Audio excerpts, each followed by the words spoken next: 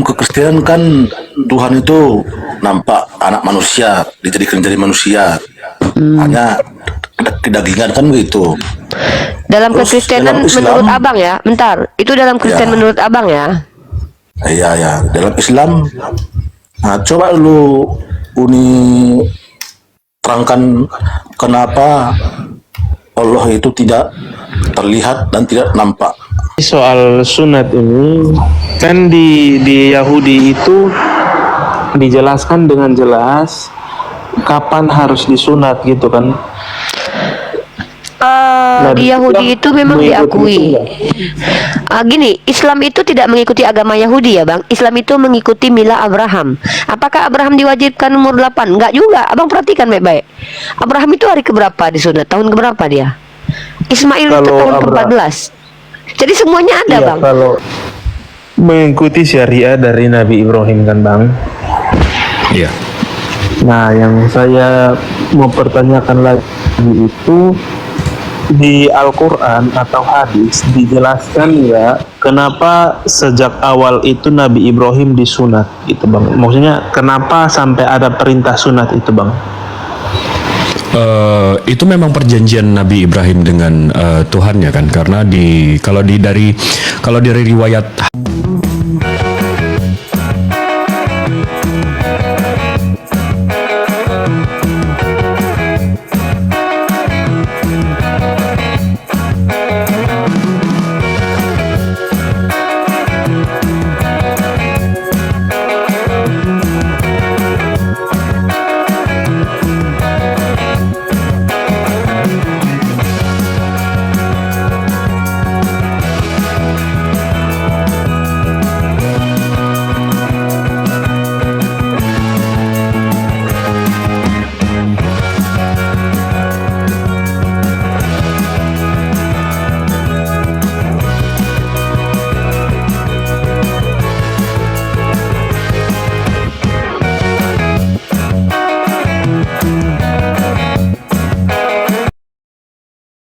Assalamualaikum warahmatullahi wabarakatuh. Bertemu lagi dengan channel Kristologi Muslim, channel yang akan memperlihatkan diskusi dan debat lintas agama.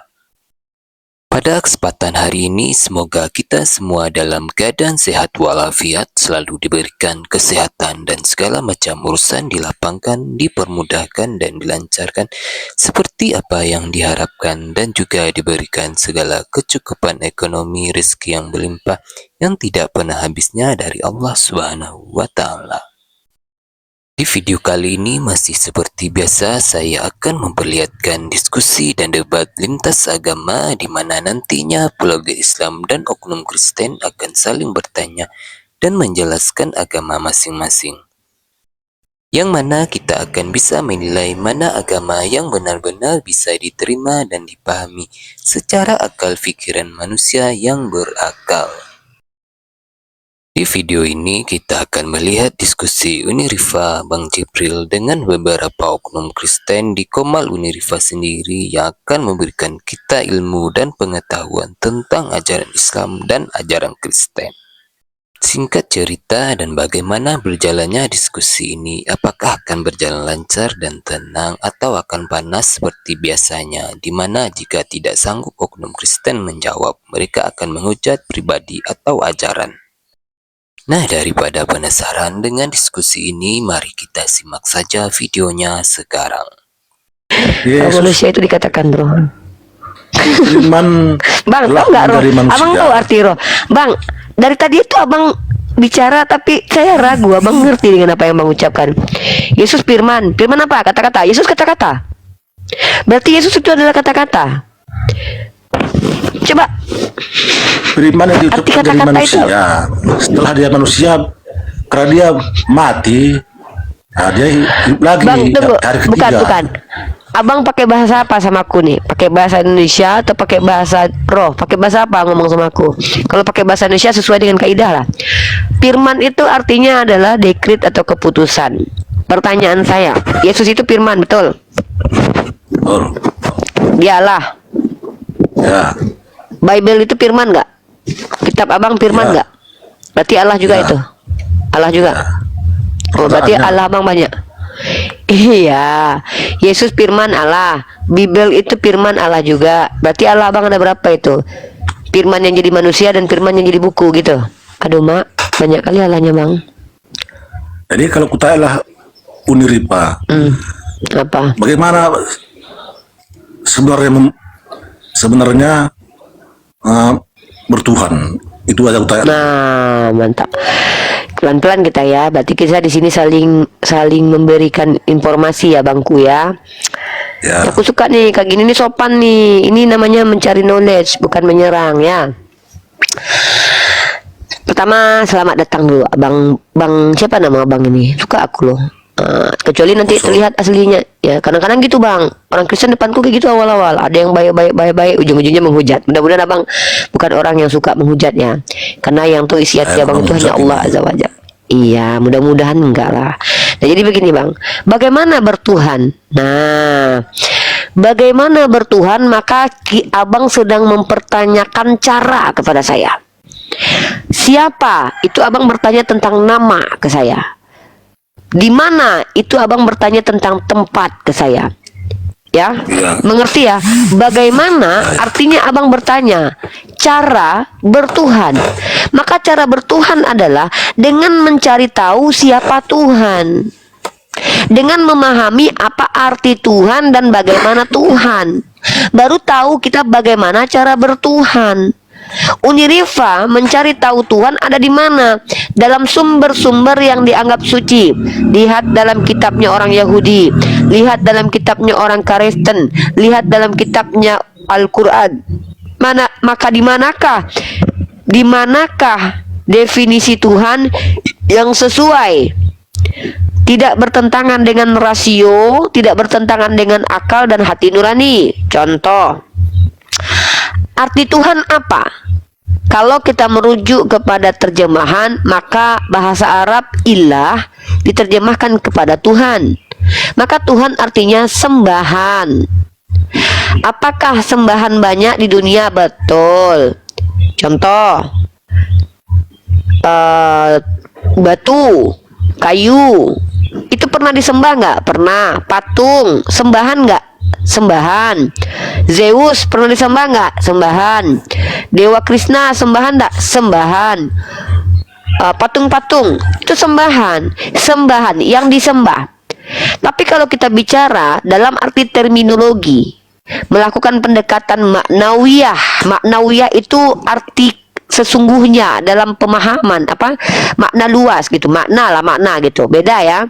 Etimologi itu dari sisi bahasa, terminologi itu dari maknanya. Contoh nih aku kasih tahu sama bang.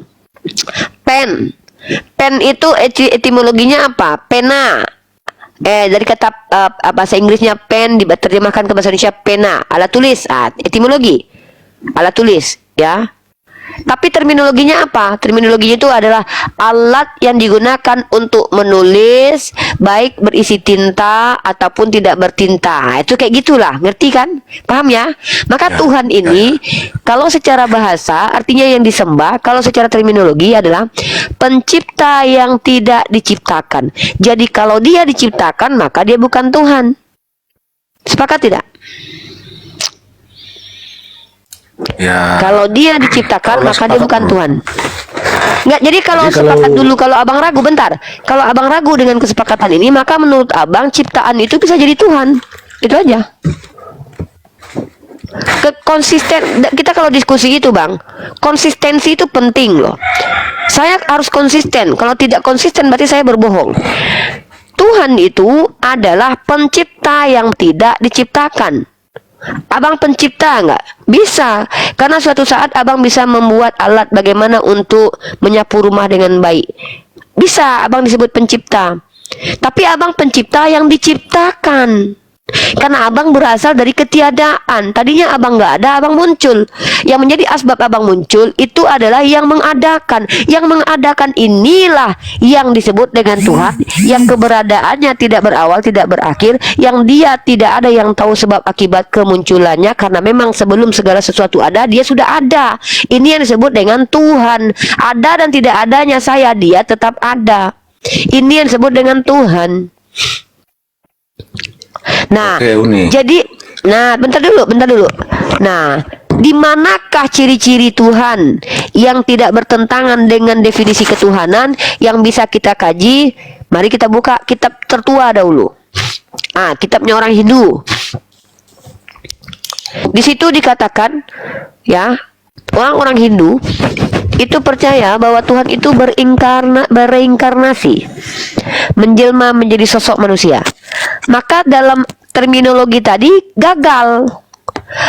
Kalau ada pencipta yang tidak diciptakan menjadi ciptaan, maka pada saat menjadi ciptaan dia bukan lagi pencipta yang tidak diciptakan. Maka gagal definisi tadi. Ya, lanjut ke Tuhannya orang Yahudi. Baca dalam kitabnya orang Yahudi, ya. Siap-siap. Ini adalah kitab yang kalian klaim juga sebagai kitab kalian. Dalam kitabnya orang Yahudi dituliskan bahwa Allah bukan manusia, sehingga dia berdusta. Udah pernah baca ayatnya belum? Udah. Maka kalau seandainya ada manusia, dipastikan bukan Allah. Karena ada pernyataan Allah bukan manusia, sehingga dia berdusta. Kecenderungan manusia itu berdusta itu disampaikan dalam konteks ayat bilangan 23:19. Allah bukanlah manusia, sehingga dia berdusta. Bukan anak manusia, sehingga dia menyesal. Bukan manusia, bukan anak manusia. Kalau ada anak manusia yang mengaku Allah, itu bohong. Menurut bilangan 23:19. Kalau ada anak manusia yang dialahkan, itu salah. Karena ada bilangan 23:19. Kalau seandainya ada manusia yang dialahkan, maka inkonsistensi terjadi, ketidakkonsistenan terjadi. Ada kontradiksi antara bilangan 23:19 dengan Allah yang adalah manusia. Ada yang salah. Tidak mungkin di saat bersamaan Allah bukan manusia, tapi saat itu ternyata dia juga bisa jadi manusia. Itu dikatakan benar. Tuh ya, Allah bukanlah manusia, sehingga ia berdusta. Ini pernyataan. Lanjut. Dengan siapakah kalian hendak menjadikan aku sama? Bentar. Ya, bentar. Ketika Tuhan men-challenge makhluknya, dengan siapakah kalian hendak menjadikan ini dalam kitab Yesaya nih. Yesaya 46 nomor 5. Ya, ini kitabnya orang Yahudi nih. Orang Kristen tahan dulu. Kepada siapakah kamu hendak menyamakan aku? Hendak membandingkan dan mengumpamakan aku, sehingga kami sama. Tuhan dalam kitab Yesaya pasal 46 ayat 5 mengatakan, "Hei Bang Koro." Hei Bang, siapa namanya ini? Bang Koro. Iya Bang, siapa nama Bang? Bang Koso. Hei Bang Koso. Kepada siapa kamu hendak menjadikan aku sama? Dengan siapa kamu membandingkan aku? Anda menjawab, dengan Yesus. Kami menjawab, tidak ada, karena engkau laisa kamitsli syai'un. Tidak ada yang sama denganmu, yang setara denganmu, yang sama denganmu. Tiba-tiba abangku ini mengatakan bahwa sama. Maka yang berani menjawab tantangan Tuhan untuk menyamakan Tuhan dengan makhluk adalah umat Kristen. Lalu bagaimana bertuhan? Maka bertuhan itu, carilah Tuhan itu dengan mengkaji dan belajar validatornya apa. Sebelum validatornya adalah orang-orang berakal, gunakan dulu akal sendiri, hati nurani untuk memvalidasi kebenaran yang telah dicari. Itu yang disebut dengan apa? Kebenaran yang dibuktikan. Bukan doktrin, kebenaran yang dianggap benar tanpa pembuktian. Bukan dogma. Dogma adalah pengajaran, statement yang dianggap benar tanpa pembuktian. Nah, ini yang tidak digunakan oleh Islam. Kami tidak mau terdoktrin. Islam itu adalah agama yang pengajarannya minta dibuktikan, maka tidak bisa dikatakan doktrin, karena pengajarannya bukan datang dari makhluk, tapi datang dari Allah Azza wa Jalla. Pernyataan Al-Quran adalah kalam Allah, itu bukan doktrin, tapi itu adalah sesuatu yang realitas sesuai dengan kajian rasional dan juga hati nurani yang bisa kita buktikan. Mungkin begitu Abang Koso. Silakan. Kita dimik dulu, kita dimik dulu. Iya Bangku. Nah, di dalam kekristenan kan Tuhan itu nampak anak manusia, dijadikan jadi manusia. hanya kedagingan kan begitu. Dalam Terus kekristenan dalam Islam- menurut abang ya, bentar, itu dalam Kristen Ya. menurut abang ya. Iya ya, dalam Islam, nah, coba lu Uni terangkan kenapa Allah itu tidak terlihat dan tidak nampak. Oke, Allah itu Coba oke. diyakinkan. Oke, saya jelaskan abang baik-baik ya. Sebenarnya bukan Allah itu bukan tidak nampak, abang. Abang pahami kata-kata saya. Allah itu bukan tidak nampak, tapi kita tidak diberi kemampuan melihat Allah. Allah itu zahir dan batin. Maksudnya eksis. Mata kita belum diberi kemampuan melihat. Bukti saya tunjukkan. Abang perhatikan. Mata abang melihat sesuatu yang kecil, abang bisa lihat bakteri nggak? Bisa lihat bakteri? Nah, Tidak. itu baru ciptaan loh. Itu baru ciptaan loh, bang. Bakteri loh. Bakteri yang eksis secara saintifik dikaji dan dibenarkan ada dengan pembuktian alat yang bisa dilihat seperti mikroskop. Itu ternyata ada, tapi tidak bisa abang lihat. Itu bakteri loh, bang. Nah, abang bisa tidak melihat galaksi, segala sesuatu yang besar yang mencakup dunia ini, bisa tidak abang lihat dengan mata abang? Kau lihat dari teropong bisa lah itu. Abang pernah melihat bagaimana bentuk galaksi secara utuh? Galaksi yang saya bahas loh. Oh ya, nggak pernah lah. Nah, terbatas. Abang bisa tidak melihat tanpa kaca, melihat biji mata abang sendiri, bisa nggak? Ya, Tanpa nggak kaca. bisa lah. Padahal ada nggak mata abang? Ada. Tapi nggak bisa abang lihat tanpa alat. Artinya abang terbatas. Segala sesuatu yang jauh bisa nggak abang lihat Ya. tanpa teropong? Gini, kalau untuk meyakinkan Nggak, bentar dulu. kita kan Saya ada. kan lagi Bang, segala sesuatu yang jauh itu ada, tapi abang nggak bisa lihat. Beginilah Tuhan. Tuhan itu ada, tetapi abang belum diberi kemampuan untuk melihatnya. Kenapa? Belum pantas. Kenapa abang dikatakan belum pantas? Bayangkan, bang. Sedangkan orang yang hidup bersama Musa, yang hidup bersama Yesus, yang hidup bersama dengan nabi-nabi terdahulu, mereka sudah diberi mukjizat saja, mereka masih ingkar. Musa ketika membelah lautan, bang, setelah itu Bani Israel dalam kitab abang tetap tegar tengkuk. Isa, Yesus, Tuhan abang itu, sembahan abang itu, sudah menghidupkan orang mati, menurunkan roti, merubah air jadi anggur, jalan-jalan di air, masih diingkari sama manusia pada zamannya. Lalu apa gunanya abang melihat Tuhan? Sedangkan Tuhan abang yang hadir ke dunia saja, itu pun ditolak oleh orang yang sejaman dengannya, tapi dituhankan oleh orang yang ribuan tahun setelahnya dengan informasi yang tidak jelas sumbernya. Artinya apa? Sebenarnya kepentingan melihat Tuhan untuk meyakinkan itu benar atau tidak penting, tetapi Tuhan berikan akal, berikan hati. Makanya dalam Al-Quran perintah mentadabur, memperhatikan, mengkaji itu adalah mengkaji ciptaan Allah, bukan mengkaji Allah. Karena kita tidak layak. Abang masih punya kotoran di setiap lubang tubuh abang itu punya kotoran. Bagaimana mungkin abang mau melihat Tuhan? Siapa Anda? Nah, jadi itu. Jadi kenapa kami yakin Allah ada, tapi kami nggak bisa lihat? Karena kami bisa membuktikan sumber tentang keberadaan Allah itu sumber yang ilmiah, yang bisa dibuktikan dan dipertanggungjawabkan.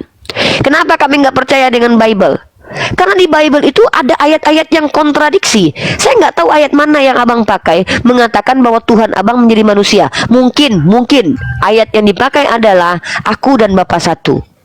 Itu mungkin. Ya, itulah. Jadi ketika abang mengatakan aku dan Bapa satu, Yesus mengatakan Bapa yang adalah roh adalah dia yang berjasmani. Dengan demikian abang percaya Tuhan itu manusia. Mengatakan manusia adalah Tuhan ini bertentangan dengan definisi bahwa pencipta yang tidak diciptakan itu tidak lekat lagi kepada sembahan abang. Sembahan abang adalah pencipta yang diciptakan, karena dia ada sebelum tiada, karena dia berdaging, dan bahkan dia definisinya masuk ke kategori manusia yang adalah ciptaan. Ya, kalau seandainya manusia itu bisa jadi Tuhan, maka suatu saat kalau ada yang menuhankan Zeus, menuhankan Osiris, menuhankan Bill Gates, menuhankan Donald Trump, itu bisa dibenarkan. Jangan-jangan itu adalah Yesus yang menjelma, firman yang menjelma. Inilah kenapa kami tidak menuhankan makhluk, karena Allah sudah katakan dalam Al-Quran bahwa Allah laisa kamitslihi syai'un, tidak sama dengan siapapun. Karena suatu saat kalau memang ada makhluk manusia bernama Yesus muncul mengaku sebagai Tuhan, sekalipun walaupun tidak pernah dia mengaku sebagai Tuhan, maka suatu saat akan dibenarkan Sai Baba mengaku sebagai Tuhan. Kenapa? Ya probabilitas bahwa Tuhan itu jadi manusia normal. Kenapa? Karena Tuhan memang pernah jadi manusia. Oh, Tuhan abang pernah jadi api dan tiang awan dulu. Jadi kalau ada orang yang menyembah tiang, menyembah api, itu tidak bisa disalahkan. Kenapa? Karena memang Tuhannya abang pernah jadi api. Jadi ketika abang menyembah Yesus, menyembah manusia yang abang patungkan, kemudian abang mengatakan bahwa itu Yesus, jadi kalau ada orang yang membuat api suatu saat, itu nggak salah, karena memang Tuhan abang pernah jadi api. Nauzubillahi min dzalik. Inilah orang-orang yang akan sesat lagi menyesatkan. Makanya Islam adalah agama yang secara ilmiah diakui bahwa Islam tidak menuhankan makhluk. Nah, jadi bagaimana cara bertuhan? Belajar, kenali Berarti- Tuhan. Maka Berarti maksud apa ini Uniripa Muhammad, Nabi Muhammad itu serupa dengan Nabi Isa atau Nabi Yesus begitu?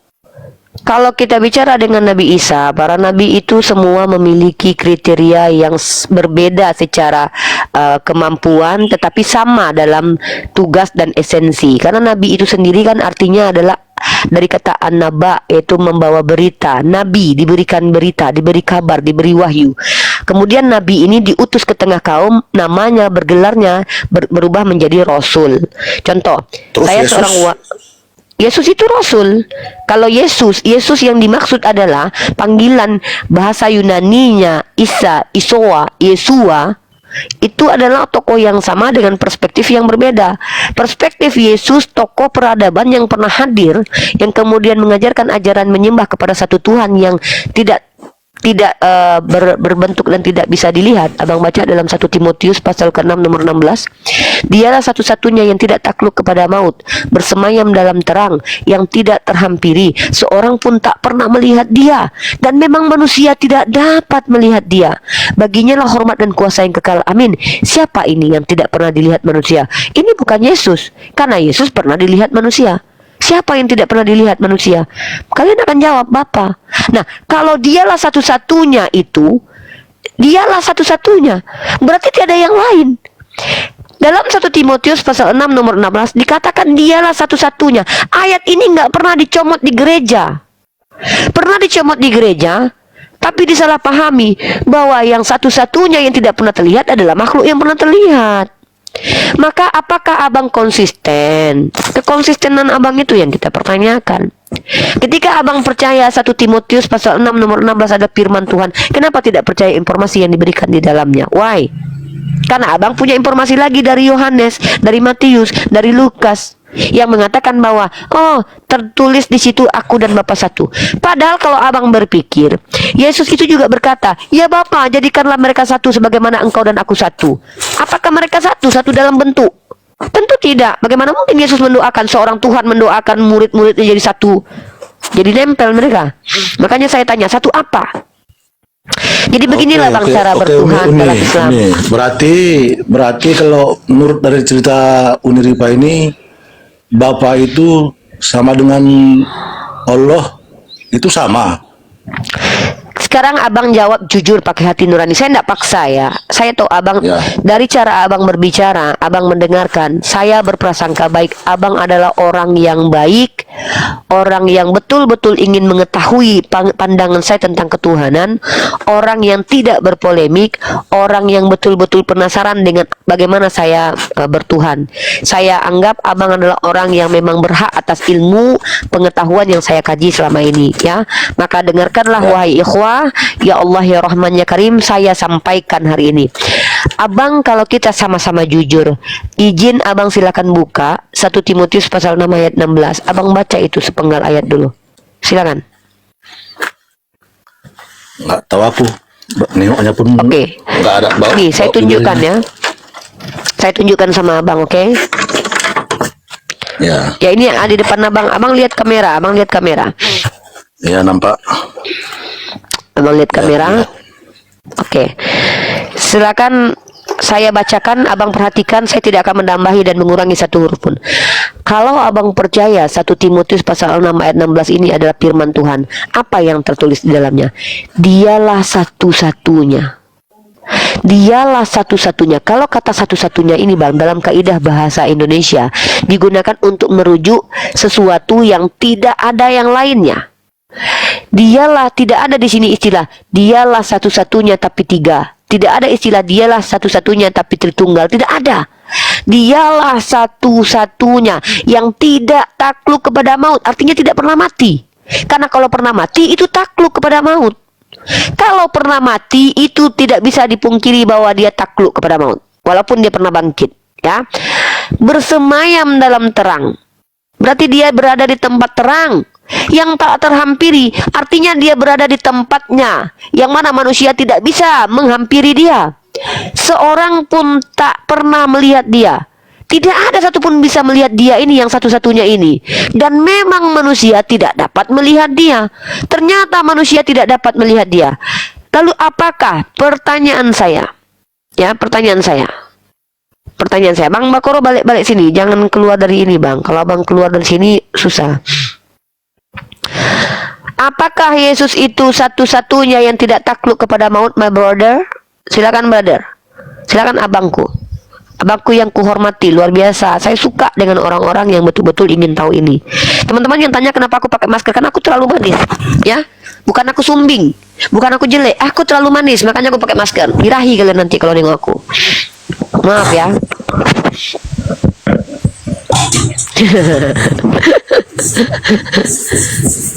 Jangan lupa absen love orang guys. Ya maaf ya, nanti kalau kalian bilang dia sekarang bibirnya kena kutuk Yesus, bengkak sebelah, makanya dia pakai masker, giginya copot. Nah jangan, aku terlalu manis. Aku takut kalian birahi, berdosa kalian nanti ikut aku berdosa ya kan. Selama ini udah menyebar fotoku di mana-mana. Lanjut, Kak Leni, halo. Kak Leni, kakak turun dulu ya kak. Kakak masak dulu ya. Kayaknya kakak sibuk masak itu.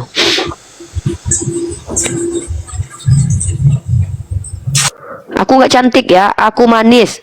Aku nggak cantik, cantik itu relatif. Aku manis, absolut. Aksiomanya manis. Aksiomanya Uniriva tuh manis, nggak bisa dibantah ya. Tak terbantahkan, gitu ya. Gitu. Gak terima kalian, sini berantem kita. Kalau kalian nggak terima aku manis, sini berantem kita, yuk. Aku udah bilang aksiomanya aku itu manis. Tuduhannya aku cantik, itu tuduhan ya, fitnah. Tapi aksiomanya manis. Susah memang. Dari lahir mau gimana lagi ya kan, ditolak kemanisan ini tidak bisa. Ya silakan bang, silakan bang. Enak cuma Uni berpikiran, tapi waktu yang nggak bisa diapa ini. Siap abangku, siap mantap. Abangku. Kapan boleh naik lagi ya? Ah, jangankan kapan-kapan. Dimanapun saya berada, saya kasih abang kartu VIP untuk hanya bertanya saja tentang Islam. Bertanya saja tentang Islam, insya Allah. Ya, mohon maaf kalau ada kata-kata salah ya. Mohon maaf kalau ada kata-kata salah. Mohon maaf kalau seandainya apa yang saya sampaikan ini mungkin menyinggung dalam keagamaan abang. Tapi bang, kebenaran itu kalau disampaikan memang menyakiti orang-orang tidak benar. Dan kebenaran itu tidak mengenal perasaan ya. Informasi sejarah tidak mengenal perasaan. Ya, abang sehat-sehat terus ya. Semoga Allah memberi hidayah. Ya, sehat-sehat terus. Ya. Siap-siap abangku, siap.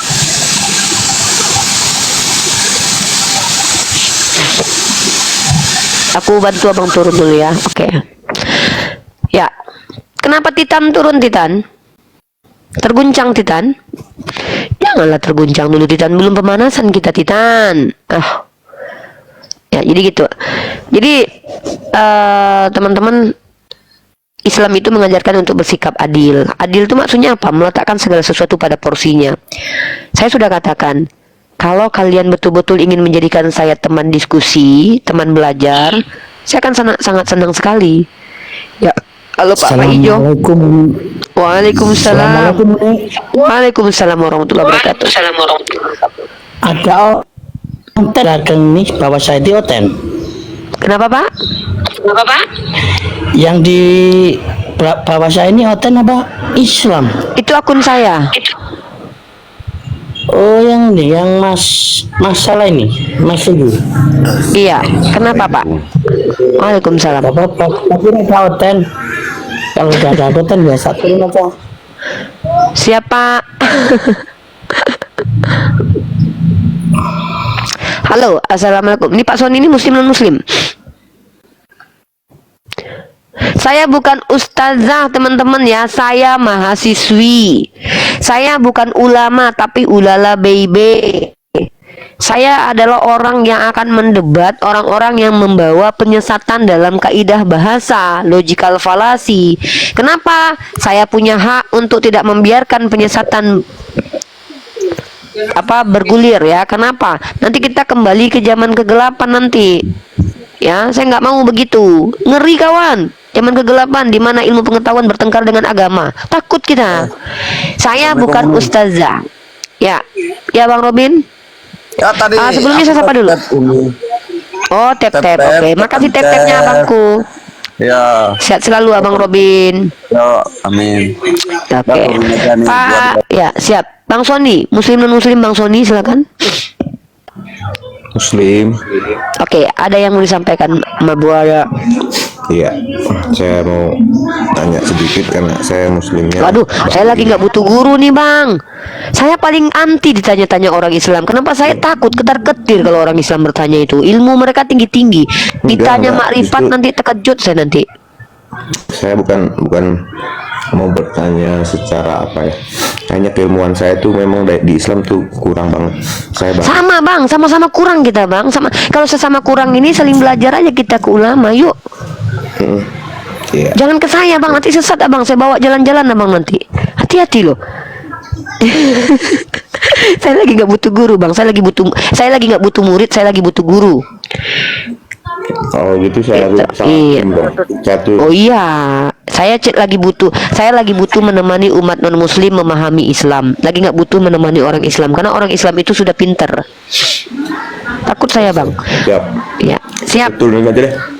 Siap Bang Sony, semangat Bang Sony, semoga menemukan ulama yang bisa mencerdaskan. Oke, teachers. Halo, Teachers muslim non muslim? non muslim. Mantap, standby dulu. Mami muslim non muslim?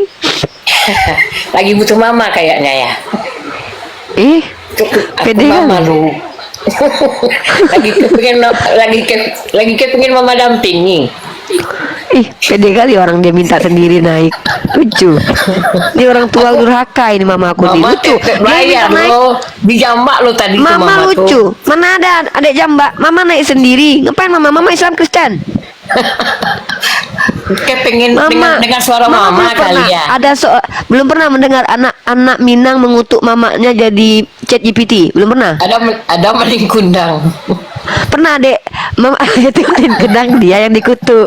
Kalau ini beda, ini adek yang ngutuk. Adek kutuk mama jadi chat GPT.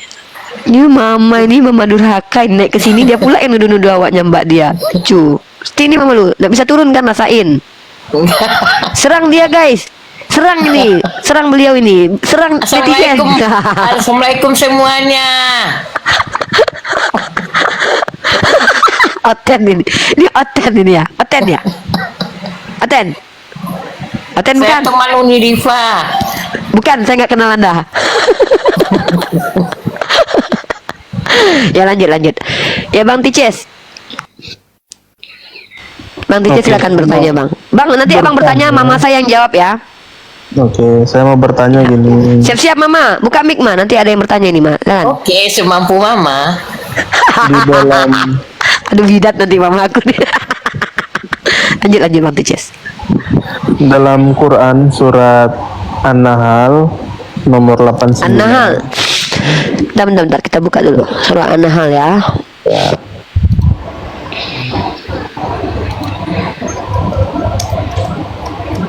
An-Nahl Di situ kan dia berkata An-Nahl ayat berapa, brother? 89, sorry. An-Nahl surah ke-16 Iya, surah 16 89 nomor 89. ayat.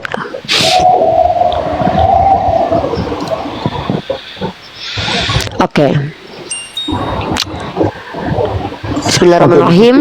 Dan ingatlah akan hari ketika kami bangkitkan pada tiap-tiap umat seorang saksi atas mereka dan dari mereka sendiri, dan kami datangkan Muhammad SAW menjadi saksi atas seluruh umat manusia, dan kami turunkan kepadamu Al-Quran untuk menjelaskan segala sesuatu dan petunjuk serta rahmat dan kabar gembira bagi orang-orang berserah diri. Apa yang mau ditanyakan? Nah, di situ kan dijelaskan kalau Quran itu menjelaskan segala sesuatu kan. Tunggu, jangan dipotong.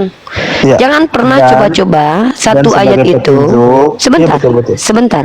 Nah, baca ya, menjelaskan segala sesuatu dan petunjuk serta rahmat dan kabar gembira bagi orang-orang yang berserah diri. Silakan.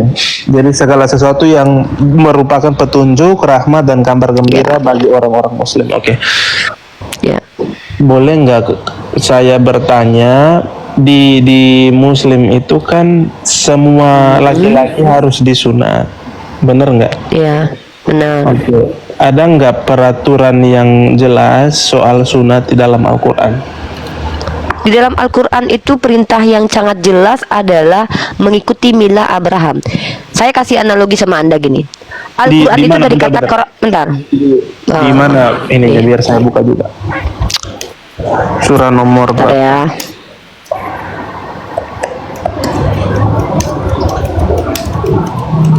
Oke. Ya, saya kasih Anda ayat mengikuti milah Abraham. Bentar. Sabar ya. Bentar, laptop aku nih ngeheng. Bentar. Oke, yuk. Teman-teman yang di YouTube, mohon maaf kalau ada lag-lagnya ya. Ini laptop lagi maklum terlalu banyak pekerjaan laptop, jadinya agak lambat dia. Ya. Ntar saya perbaiki dulu.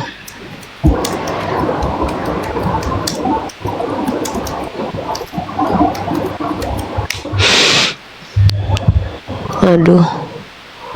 Sebentar ya, brother. Silakan. Teman-teman yang di YouTube, suara kedengeran nggak? Udah Tes. dijawab Bang Jibril tuh surat Al-An'am katanya. Bentar, laptop ada masalah dulu, bentar. Nggak masalah. Tuh, surat Al-An'am 161. Bentar, Ma, bentar. Oke, Bentar ya, bentar, Bang, saya bentar, Bang, buka bentar, ya. Bang. Ya, Abang buka dulu, bentar. Ada laptop 161 ya. ya, Bang Jibril bantu dulu, Bang, bentar, Bang.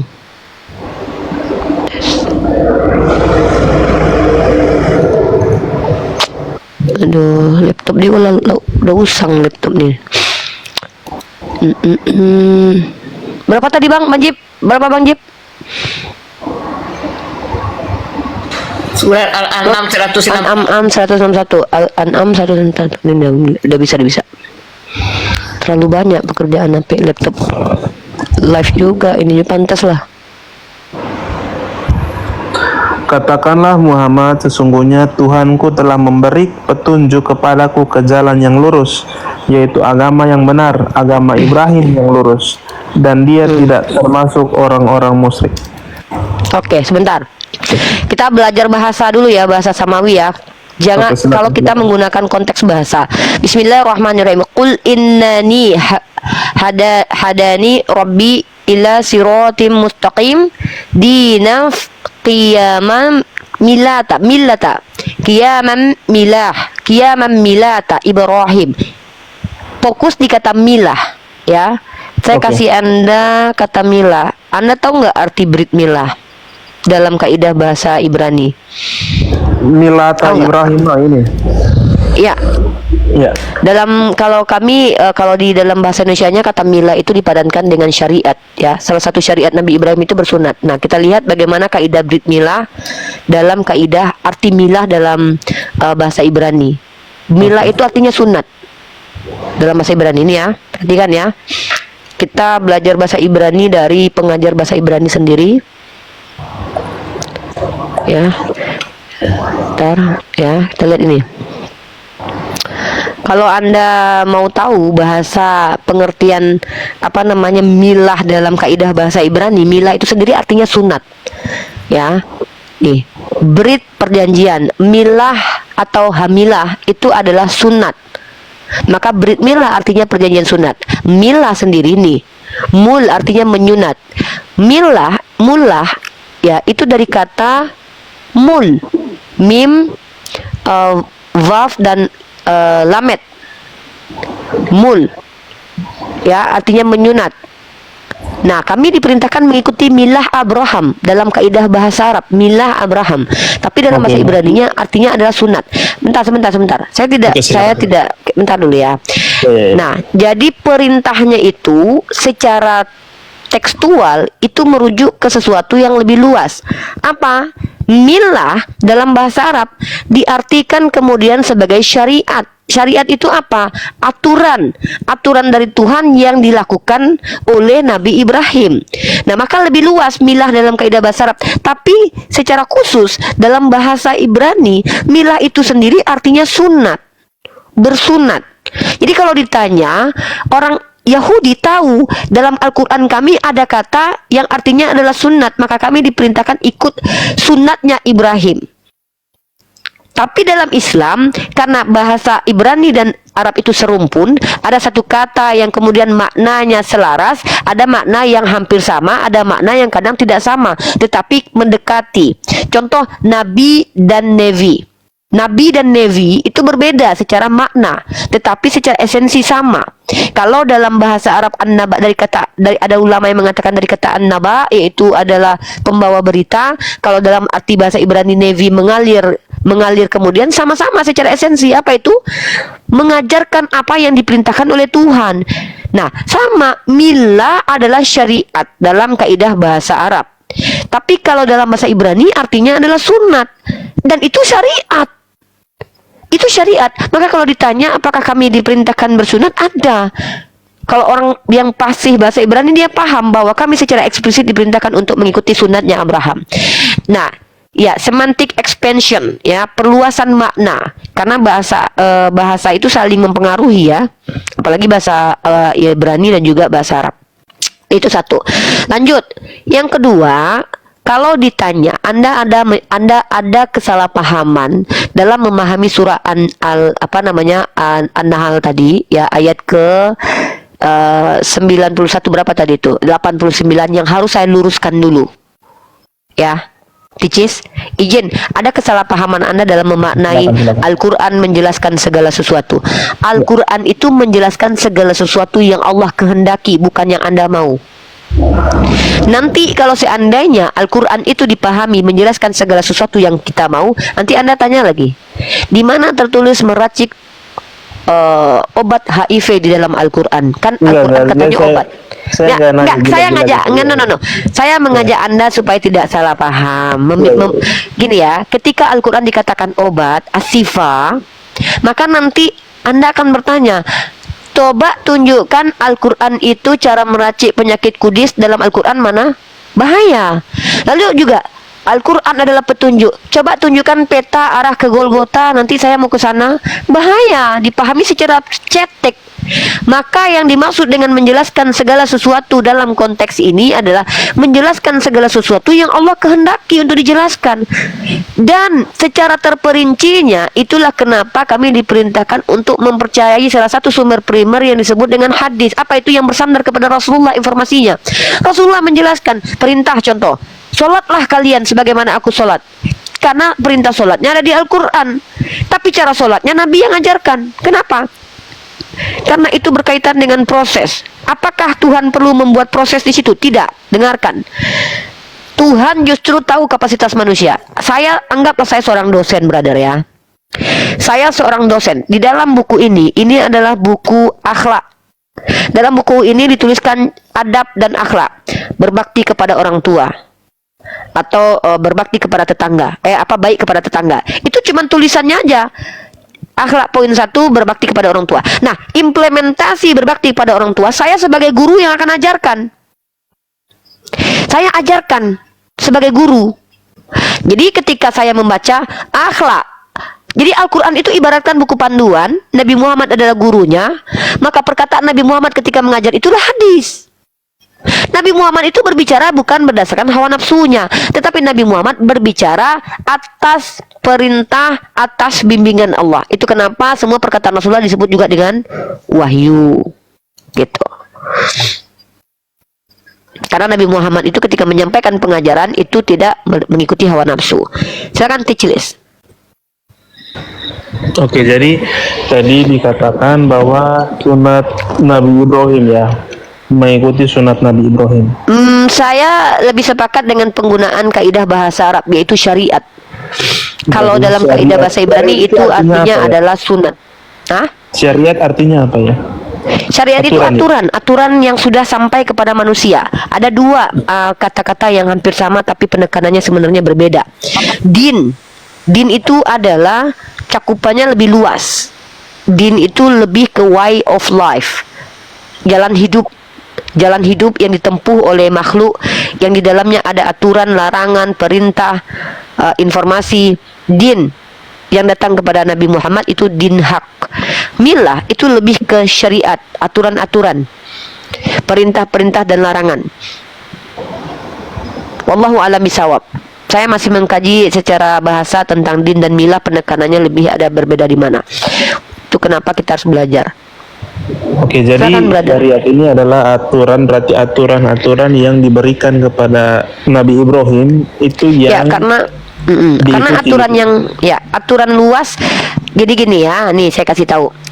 Ya. Jadi ada aturan umum. Contoh aturan umum ini perintah sholat, wa aqimus sholata wa atuz zakah tawarka'u ma'rakiin. Sholat, perintah zakat, perintah puasa, itu kemudian berhaji. Sorry. Sebentar. Ada 5. Aduh, tadi laptop, sekarang handphone lagi yang hang. Bentar ya, brother.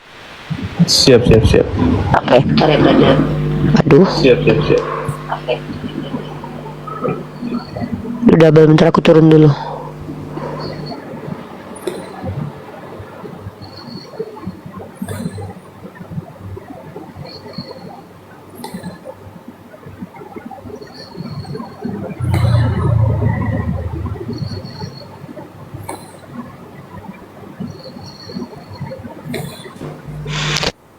Jadi ada namanya rukun, ada namanya sunnah. Rukun adalah apa-apa yang menjadi hal fundamental dalam keyakinan kami. Nah, rukun Islam itu adalah apa-apa yang membangun pondasi keislaman. Contoh, syahadat, sholat, puasa, zakat, naik haji bila mampu. Dan rukun ini diajarkan kepada seluruh nabi. Ya, seluruh nabi. Manjibil ada nih. Untuk Manjibil ini aku juga mau sholat zuhur. Ntar aku rubahlah tampilannya. Assalamualaikum warahmatullahi wabarakatuh. Waalaikumsalam. Oke, gini aja kali ya, enak tampilannya. Bang, bentar lagi aku sholat. Abang nanti temenin ya. Ini gedein aja, jangan kecil. Usah gini aja, soalnya aku terlalu manis. Gak kelihatan manisnya. Jangan, nggak boleh dilihat. Hanya iya. untuk orang-orang tertentu aja, Bang. Betul juga. Iya. Kata Bang Zuma nanti banyak yang suka. Bahaya, ya. Terus brotherku, jadi pondasi yang penting ini sebenarnya sudah diajarkan kepada seluruh nabi. Hanya saja karena waktu berbeda, timelinenya berbeda. Nabi Ibrahim dengan situasi dan kondisi yang berbeda dengan Nabi Muhammad, Nabi Musa yang juga begitu situasi yang berbeda, maka syariatnya itu tentu berbeda. Maksudnya paham nggak? Perintahnya sama-sama disuruh sholat, tapi cara sholatnya tentu nggak mungkin sama. Kenapa? Karena tentu situasi, kondisi, politik, sosial pada waktu itu berbeda. Nah, bisa jadi ini contoh ya. Itu kenapa peristiwa Isra Mi'raj itu orang-orang Yahudi itu diberikan jumlah sholat yang berbeda, waktunya yang berbeda, implementasinya, tapi esensinya sama-sama melakukan ibadah dengan ritual yang menundukkan wajah dan kepala ke hadapan Allah, itu bersujud. Itu kenapa Yesus kalau kita lihat itu kan bersujud. Nabi Musa sebenarnya mereka tuh bersujud, ya, seperti itu. Dan ada ritual-ritual yang kalau dilihat sampai sekarang ini antara Yahudi dan Islam itu sama, secara esensi sama, dan secara esensinya sama seperti tefilah. Kemudian mereka pergi ke Baitul Maqdis untuk berdoa di tembok ratapan. Kami pergi ke Makkah, mereka kosher, kami makan halal dan haram, makanan halalan thayyiban. Kemudian ada makanan haram. Kemudian mereka juga bersunat, kami juga bersunat. Mereka puasa, kami juga puasa. Mereka mensucikan hari Syabat, Sabtu, kami memuliakan hari Jumat. Di antara hari-hari di banyak sepanjang seminggu. Jadi begitu, my brother. Oh ya, saya ada di Ternate, jadi ini sudah masuk waktu duhur. Bentar lagi Bang Jibril temenin. Mungkin begitu, Bang Ticiles. Saya sapa dulu nih, Bang Le BSG. Halo, Muslim non Muslim Bang. Halo, halo Bang. Ketiduran beliau. Kecapean kayaknya. Oke. Jadi soal sunat ini kan di Yahudi itu dijelaskan dengan jelas kapan harus disunat gitu kan. Di Yahudi itu memang diakui. Gini, Islam itu tidak mengikuti agama Yahudi ya Bang. Islam itu mengikuti mila Abraham. Apakah Abraham diwajibkan umur 8? Enggak juga. Abang perhatikan baik-baik. Abraham itu hari keberapa disunat? Tahun keberapa dia? Ismail itu tahun ke-14. Jadi semuanya ada iya, Bang. Umur 14 tahun Abraham, Ismail. Abraham kan 99. Nah, berarti boleh dong. Makanya para mu'alaf itu mau umurnya berapapun boleh disunat pada saat dia mu'alaf. Ismail umur berapa disunat? Betul, soalnya di kitab Taurat kan dibilangnya harus 8 hari, Mbak. Itu gimana? Itu untuk Yahudi. Itu sama. Sebenarnya kami juga ada aturan-aturan yang khusus tapi dianjurkan, bukan menjadi kewajiban. Artinya ada uzurnya di situ. Contoh, saya diwajibkan puasa loh. Tapi kalau seandainya saya sakit waktu puasa, saya boleh batalkan. Jadi inilah Tuhan yang maha pengasih dan maha penyayang Bang. Memberikan hukum tapi juga memberikan ketentuan bahwa hukum itu mutlak memang harus diikuti, tapi ketika ada uzur tentu boleh. Jadi di dalam kitab Taurat sendiri ketika Tuhan memerintahkan kepada suku Israel untuk di hari ke-8 itu ketentuan yang mutlak. Tapi apakah boleh lewat daripada itu? Coba tanya orang Yahudi, emang kalau mereka disunat hari lebih berapa hari berdosa, masuk neraka jahanam? Ngeri kali Tuhannya bah. Kalau di Islam itu ya yang penting sebelum balik, karena kepentingan bersunat itu berkaitan dengan suci dan gak sucinya nanti wudunya, sholatnya. Sebelum balik pokoknya. Karena kalau sudah balik para mualaf mereka baru sunat karena mereka sebelumnya tidak beriman dan tidak sholat. Kepentingan kami bersunat itu kan bisa dijelaskan apa kepentingan bersunat? Mensucikan diri. Tanya Bang Jibril tuh. Gitu. Mungkin begitu brotherku. Ismail kan umur 14 tahun bersunat. Begitu. Nggak pernah ngerasain punya kulub, jadi no comment. Bang Jibril dilahirkan udah bersunat dia. Kayak Musa. Bukan, saya disunat dari kelas 6 SD. Jadi sebelum 6 SD kan nggak tahu rasanya gimana. Jadi SD Bang. nggak pernah. Loh, ini. Kirain Bang langsung SMP loh Bang. Enggak. Pusing juga nih Bas. Bang temu Oke, dulu. jadi Bang Tices boleh nggak saya pindah oper handle? Izin ya sama Bang Jibril, boleh saya sholat zuhur ya. Oke, Bang Jibril nggak gigit kok, orangnya baik kok. Enggak, dari tadi saya nyimak juga kok, jadi ngikutin. Ya, Bang Jibril bantuin beliau ya, mudah-mudahan beliau tercerahkan masuk komal ini gitu. Siap. Assalamualaikum, Uni Rifa. Waalaikumsalam Bunda. Waalaikumsalam. Ini Bun, sedikit mau nanya. Iya, nanti dijawab Bang Jibril. Enggak, sebentar aja kok. Oh, siap. Aku punya cucu kan umur sekitar 8 tahun, kelas 2 SD. Cuman udah 2 hari ini dia udah khatam Iqra, nginjak ke Quran. Cuman kan kalau hukum Islam apa-apa itulah intinya saya juga kurang paham. Kalau belum akil balik itu kalau baca Quran harus wudhu dulu. Cuman ini intinya cucuku belum balik itu gimana Uni? Sebenarnya kan suci dan tidak suci. Kalau dia berkulub tapi dia mampu membersihkannya, ya, karena dia masih kecil, ya kan, ya beda lah kan, orang anak kecil dengan ini kan beda. So, ada tidak kita ini kan bicara tentang fikih nih Bun. Ya, saya ini kan bukan ahli fikih. Tapi kita pernah tidak mendengarkan ada larangan anak-anak kecil itu menghafalkan Al-Quran? Kan tidak pernah toh. Justru anak-anak kecil itu diajarkan untuk menghafalkan Al-Quran secara pelan-pelan. Ya, nah saran saya hal-hal seperti ini saran saya Bunda ya. Ini saran saya nih. Saya perkenalkan diri saya dulu nih. Saya ini seorang apologet. Dari kata apologia artinya adalah orang yang membela argumen. Saya mau orang Islam itu ketika bertanya sesuatu itu sesuai dengan kepada kredibilitasnya. Saya ini nggak berani menjawab kaidah fikih, nggak berani. Kenapa? Saya bukan ahli fikih. Walaupun saya tahu nih, saya takut untuk menjawabnya karena itu bukan otoritas dan kredibilitas saya.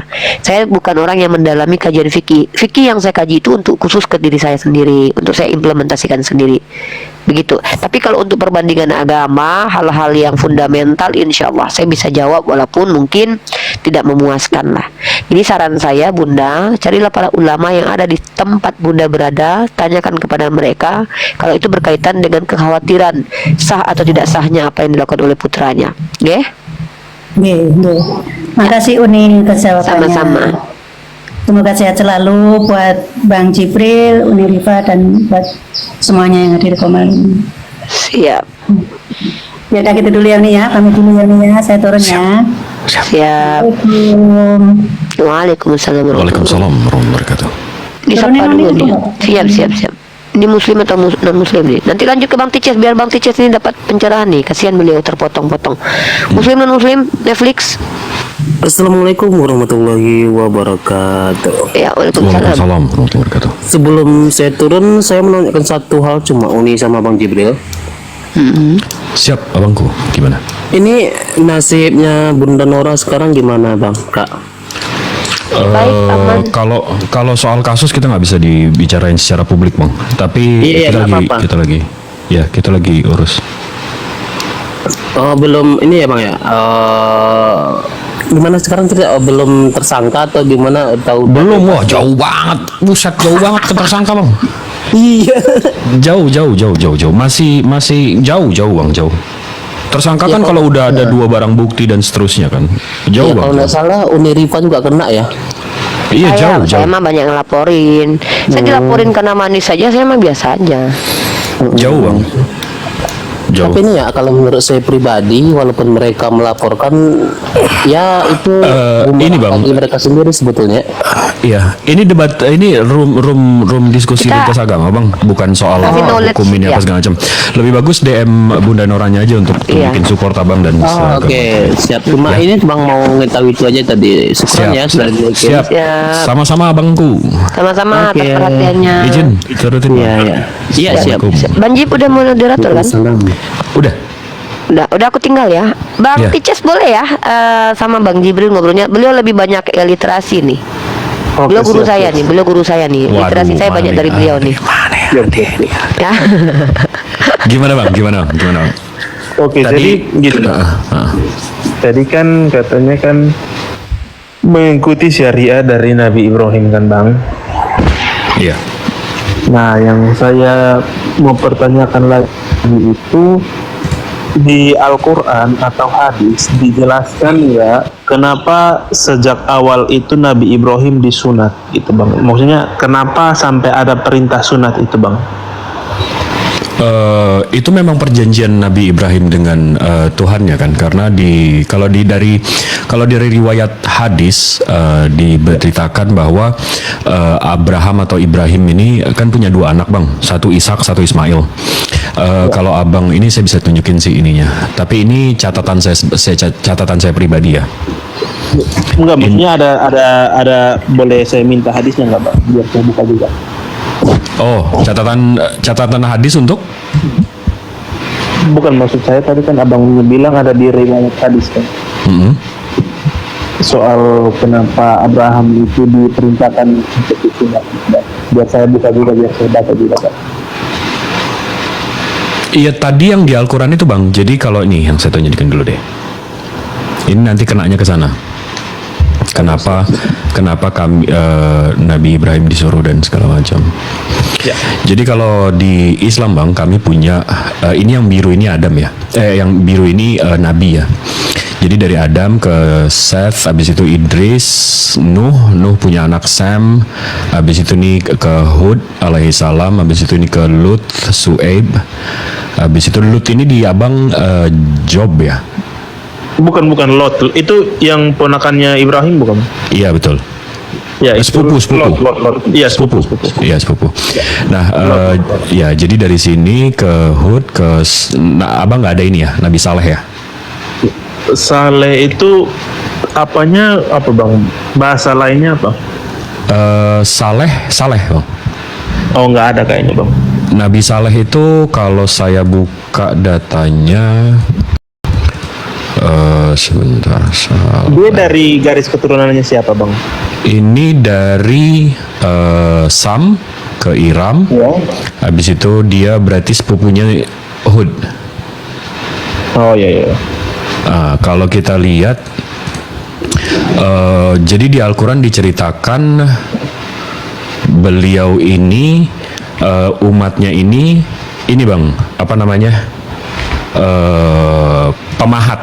pemahat batu yang bagus, jadi hebat. Nah, di Al-Quran diceritakan umatnya ini karena saking jagonya mahat batu sama kayu, mereka jadi sombong. Habis itu mereka akhirnya memahat Tuhan mereka sendiri, dan seterusnya akhirnya mereka nyembah berhala. Nah, habis itu iya betul. Habis itu, nah karena itu kalau sekarang kita buka ada nama daerah di Saudi namanya Madain Saleh bang. Ini ada bukti arkeologinya bahwa memang civilizations ini manusia-manusia ini tiba-tiba hilang aja gitu. Ini bukti arkeologinya untuk Nabi Saleh. Itu kita balik, maaf intermezzo. Nabi Saleh di sini, habis itu Ibrahim alaihissalam kan punya anak Ismail sama Ishak. Nah, jadi kalau Nabi Muhammad kenapa disuruh ikut ajaran nenek moyangnya? Karena dia memang nenek moyangnya kan dari Ismail alaihissalam, kan dari Ishak ini baru turun ke Yakub, Yusuf, Yunus, Musa, Harun, Ilyas, alias baru sampai ke sini kan.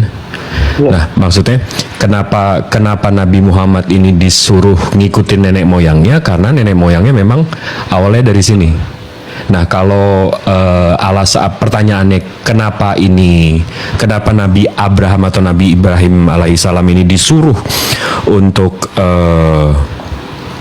sunat? Wallahu a'lam bishawab bang. Tapi kalau menurut saya pribadi sih untuk memisahkan antara agama Samawi, karena itu perjanjian ya, agama Samawi sama agama pagan bang. Penyembah berhala itu pasti nggak mau ikutan perjanjian Nabi Ibrahim sama Tuhan ya. Oke, soalnya kalau di Taurat itu bang, ini sorry saya bawa Taurat dikit bang ya.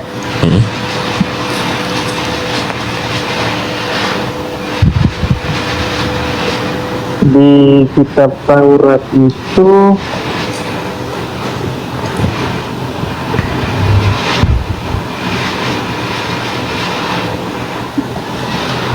kan Abraham itu diperintahkan untuk disunat karena perjanjian kan bang?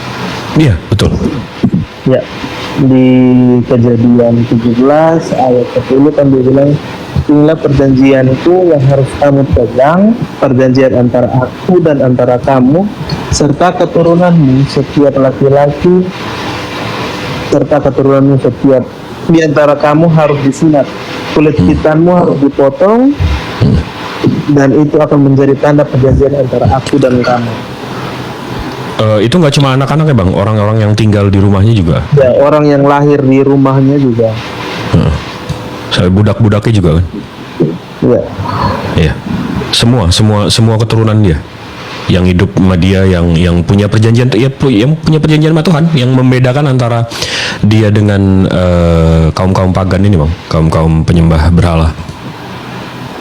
Oke, nah berarti kan Muhammad disuruh untuk mengikuti kata abang tadi kan nenek moyangnya, yaitu Abraham ya bang. Ibrahim alaihissalam betul. Ya.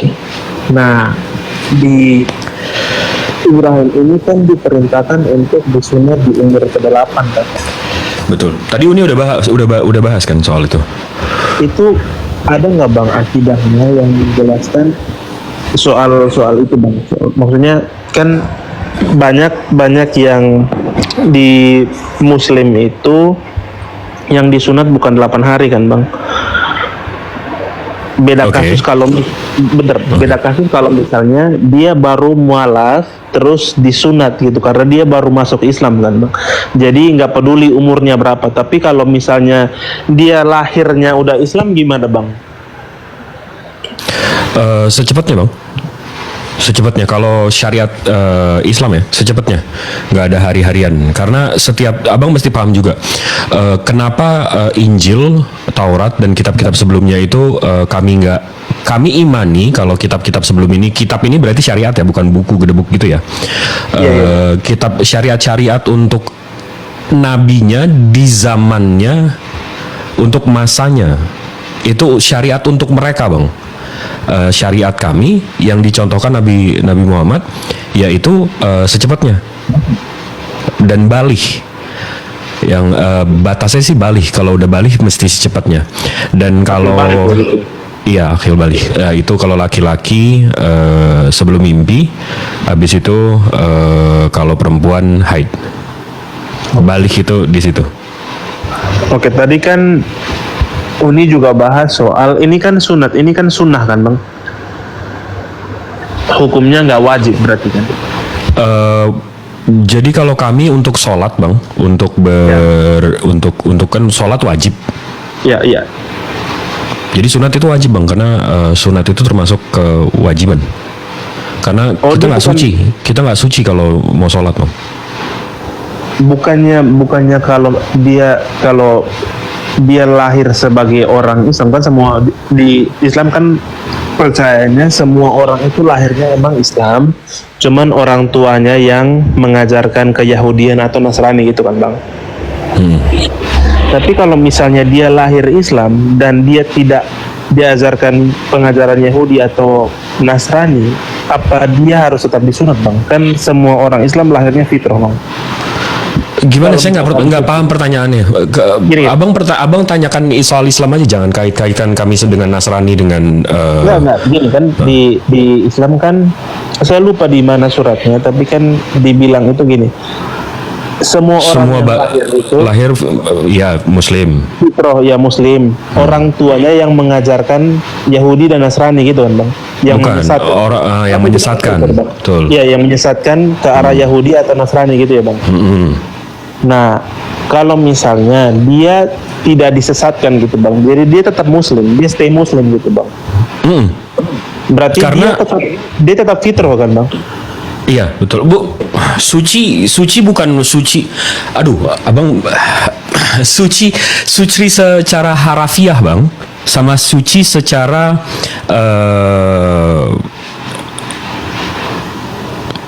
jiwa, pikiran, keyakinan berbeda ya bang ya. Ya. Okay. Suci yang dimaksud di situ, semua bayi lahir itu suci di situ maksudnya nggak sesat bang, nggak sesat atau nggak nyembah makhluk. Karena contoh ya, ini saya tapi sebelum saya kesana, sebelum saya menjelaskan soal bayi, saya lurusin dulu. Kalau di Islam bang, sholat itu kan wajib, dan untuk sholat kita mesti hitan.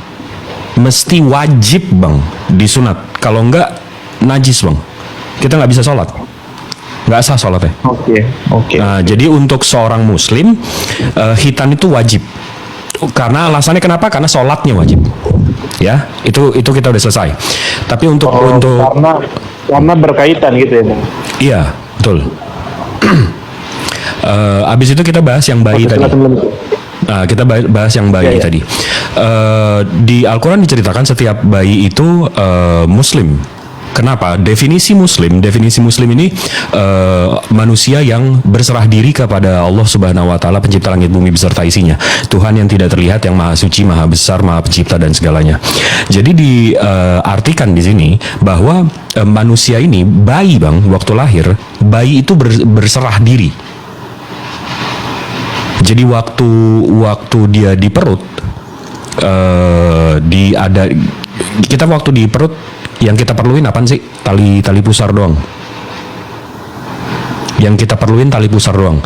Tapi Allah menciptakan jari-jari. Enggak dong, tali pusar doang. Kita nggak perlu jari-jari, kita nggak perlu mata, kita nggak perlu hidung, kita nggak perlu semua kita nggak perlu. Tapi Allah menciptakan itu semua, membuat itu semua. Begitu pindah dunia dari perut keluar dunia, kita berpikir itu yang paling penting buat kita. Ternyata begitu kita pindah dunia, itu yang pertama digunting. Tali pusar. Ya. Berarti kita berserah diri terhadap Tuhan pencipta langit bumi serta isinya. Apapun yang Dia buat untuk kita berserah aja. Maka kita jadi bayi dan lahir. Itu contoh kita sebagai bayi yang kita nggak tahu apa-apa aja, kita berserah diri terhadap pencipta langit bumi serta isinya. Nah itu definisi Muslim, Bang. Berserah diri terhadap Tuhan. Oke, jadi siapapun yang berserah diri kepada sesembahannya artinya dia Muslim gitu ya. Allah Subhanahu wa taala, Tuhan yang nggak kelihatan, Bang. Berarti secara spesifik kepada Allah aja, Bang ya. Iya, Tuhan yang nggak kelihatan. Oke. Nah, tadi kan dikatakan itu, sorry Bang, itu ayatnya di mana ya Bang, yang disesatkan kepada Yahudi atau Nasrani itu, Bang? Waduh, abang yang bawa ayatnya, tapi saya ingat itu ayatnya. Ya, tapi ada kan, Bang? Saya juga lupa. Ada. Saya lupa aja. Nah, ya, karena kalau saya nggak pernah baca juga, saya akan kejar abang di mana itu. Tapi saya pernah dengar. Ya, soalnya saya lupa itu ayatnya di mana. Bentar, saya cari bentar ya Bang.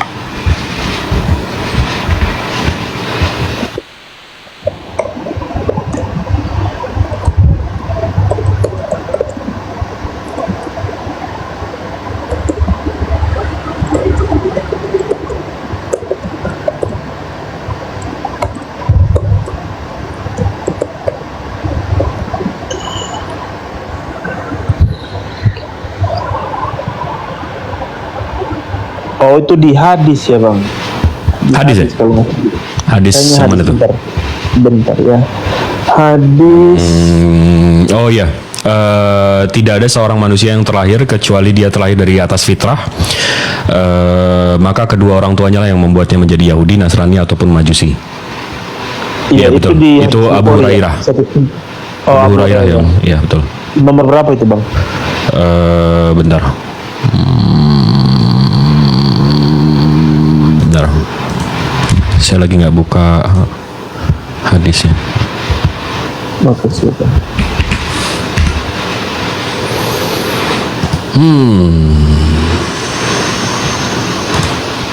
Saya sambil kerja tadi nyimak Uni. Bentar.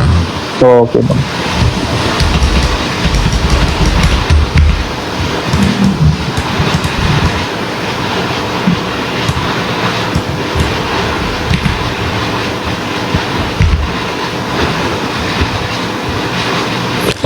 Sahih Bukhari 1270. Sahih Bukhari 1270 ya Bang.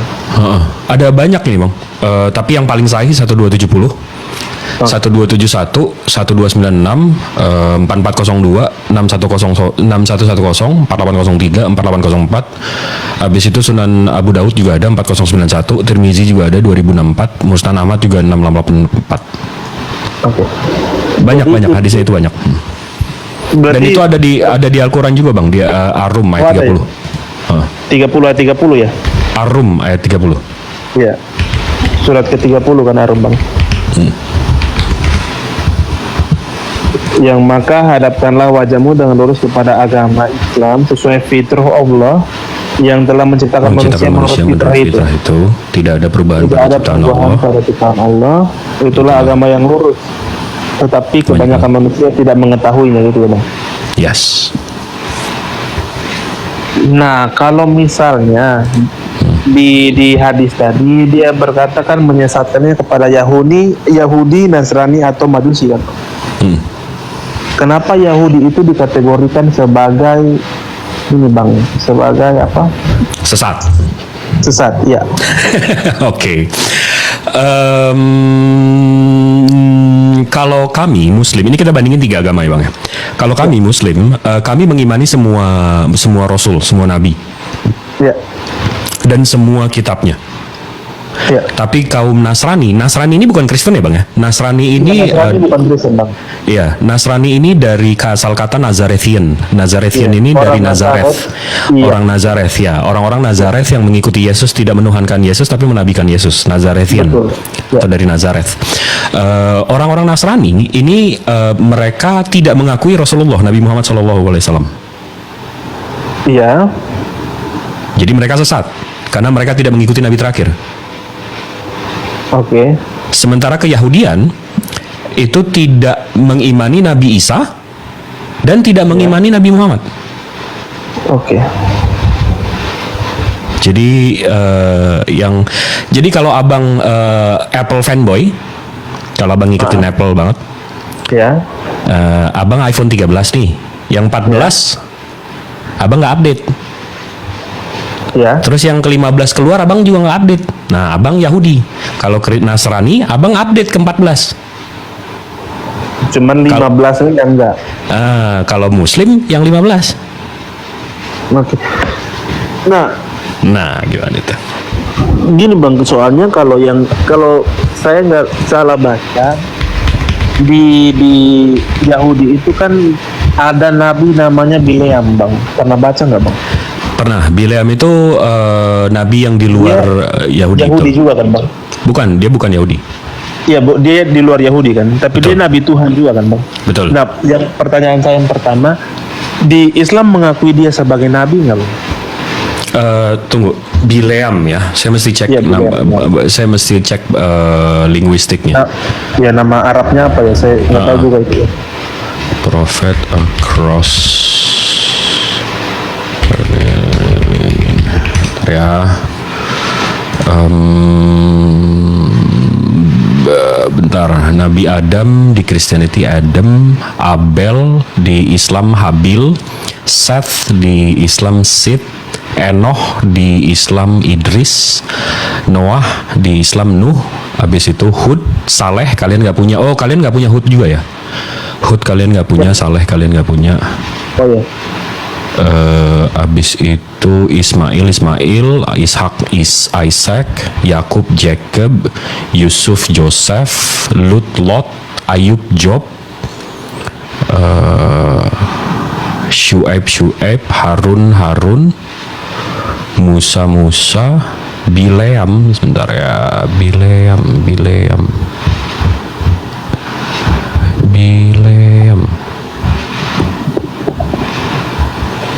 Bileam nggak ada di tabelnya juga nih. Mungkin bahasanya Bang, bisa Bang. Judaism. Ruth, Bithiah, Moses, Deborah, Eli, Eleknah, Mordochai. Ada nama Mordochai. Mordekai ya, ada Bang. Mordokai bukannya itu ya? Dia bukan, kalau di kita bukan nabi sih itu Bang sebenarnya. Oh, nggak, ini Bileam nggak ada. Bileam di Islam nggak? Di Christianity juga nggak? Iya. Iya, di Yahudi dia termasuk nabi, cuman itu dia bukan nabi orang Yahudi, tapi dia nabi Tuhan juga. Ya nggak, bukan maksudnya across religion. Di Christianity itu nggak diakuin. Di Baai nggak diakui. Druze nggak diakui. Iya, Samaritan juga nggak ngakui. Iya, semua cuma di Yahudi doang itu. Bukan Kifli. Ya, Bileam cuma ada di Keyahudian. Tapi abangnya tahu ceritanya nggak Bang? Cerita Bileam ini? Yang soal itu kan, Pitru kan? Yang mau ngutuk bangsa Israel di atas. Iya. Yang Pitru kan? Iya. Kota Pitru kan? Kota Pitru yang mana Bang? Iya kan, dia dikirim untuk kota Pitru. Oh bukan Bang, dia itu disuruh sama raja siapa namanya? Raja Balam kalau nggak salah Bang. Di Moab. Iya. Dekat Jordan ya, betul. diminta untuk ngutuk bangsa Israel. Moab, ya betul, raja Moab. Ya, raja bangsa Moab. Karena bangsa Israel kan mau ngelawan bangsa Moab ini kan, Bang. Jadi Bileam diminta untuk berdoa untuk mengutuk bangsa Israel. Tapi dia tiga kali dia coba untuk mengutuk bangsa Israel. Ketiga-tiganya itu jadi berkat kan, Bang, di atas gunung itu. Nah, saya nggak gitu baca detail, ya, tapi terus ceritanya gitu terus. Jadinya mulai dari situ, dari momen itu, Tuhan bangsa Israel udah nggak pernah milih nabi di luar bangsa Israel lagi, Bang. Kayaknya itu yang jadi alasan kenapa orang Yahudi tidak mengakui Muhammad sebagai nabi. Gimana? Karena dari Bileam ini, Bang, dia kan nabi di luar Israel kan, Bang. Nabi di luar Yahudi, sorry. Nah, karena dia menyalahgunakan kenabiannya ini, karena dia dibayar sama bangsa Raja Moab untuk mengutuk bangsa Israel. Jadi mulai dari situ orang Yahudi tidak mempercaya lagi nabi di luar bangsa Israel, di luar Yahudi. Tapi abang tahu nggak cuma Bileam nabi di luar bangsa Yahudi? Tapi ini nabi Tuhan ya, Bang. Saya tahunya itu di luar bangsa Israel ada juga nabi-nabi lain, tapi bukan nabi Tuhan. Contohnya Nabi Baal. Iya, ada nabi-nabi tapi bukan nabi Tuhan. Dia nabi dewa Baal. Itu makanya kok tiba-tiba Baal jadi nabi? Enggak, bukan Baalnya dari nabi, Bang, tapi nabi dari dewa Baal gitu, Bang. Enggak, tapi sebentar. Nabi di luar Bani Israel itu banyak loh, Bang. Dan keyahudian setuju loh itu. Iya kan, Bang? Bukan, nggak cuma Baal sama Bileam, tapi di literatur keyahudian juga mereka setuju. Siapa, Bang? Boleh ini, sebentar, Bang? Ya. Kalau abang buka Sefaria itu ada, bentar. Zakaria ya, Bang? Sefaria. Nih.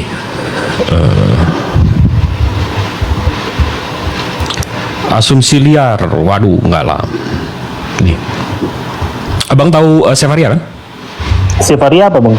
Sefaria itu bukan. Sefaria itu site mereka. Ini. Oh iya. Ini ini keyahudian. Ini artinya apa namanya? Ini artinya Sefaria itu artinya library atau perpustakaan. Di sini mereka ada tanah, ada semua.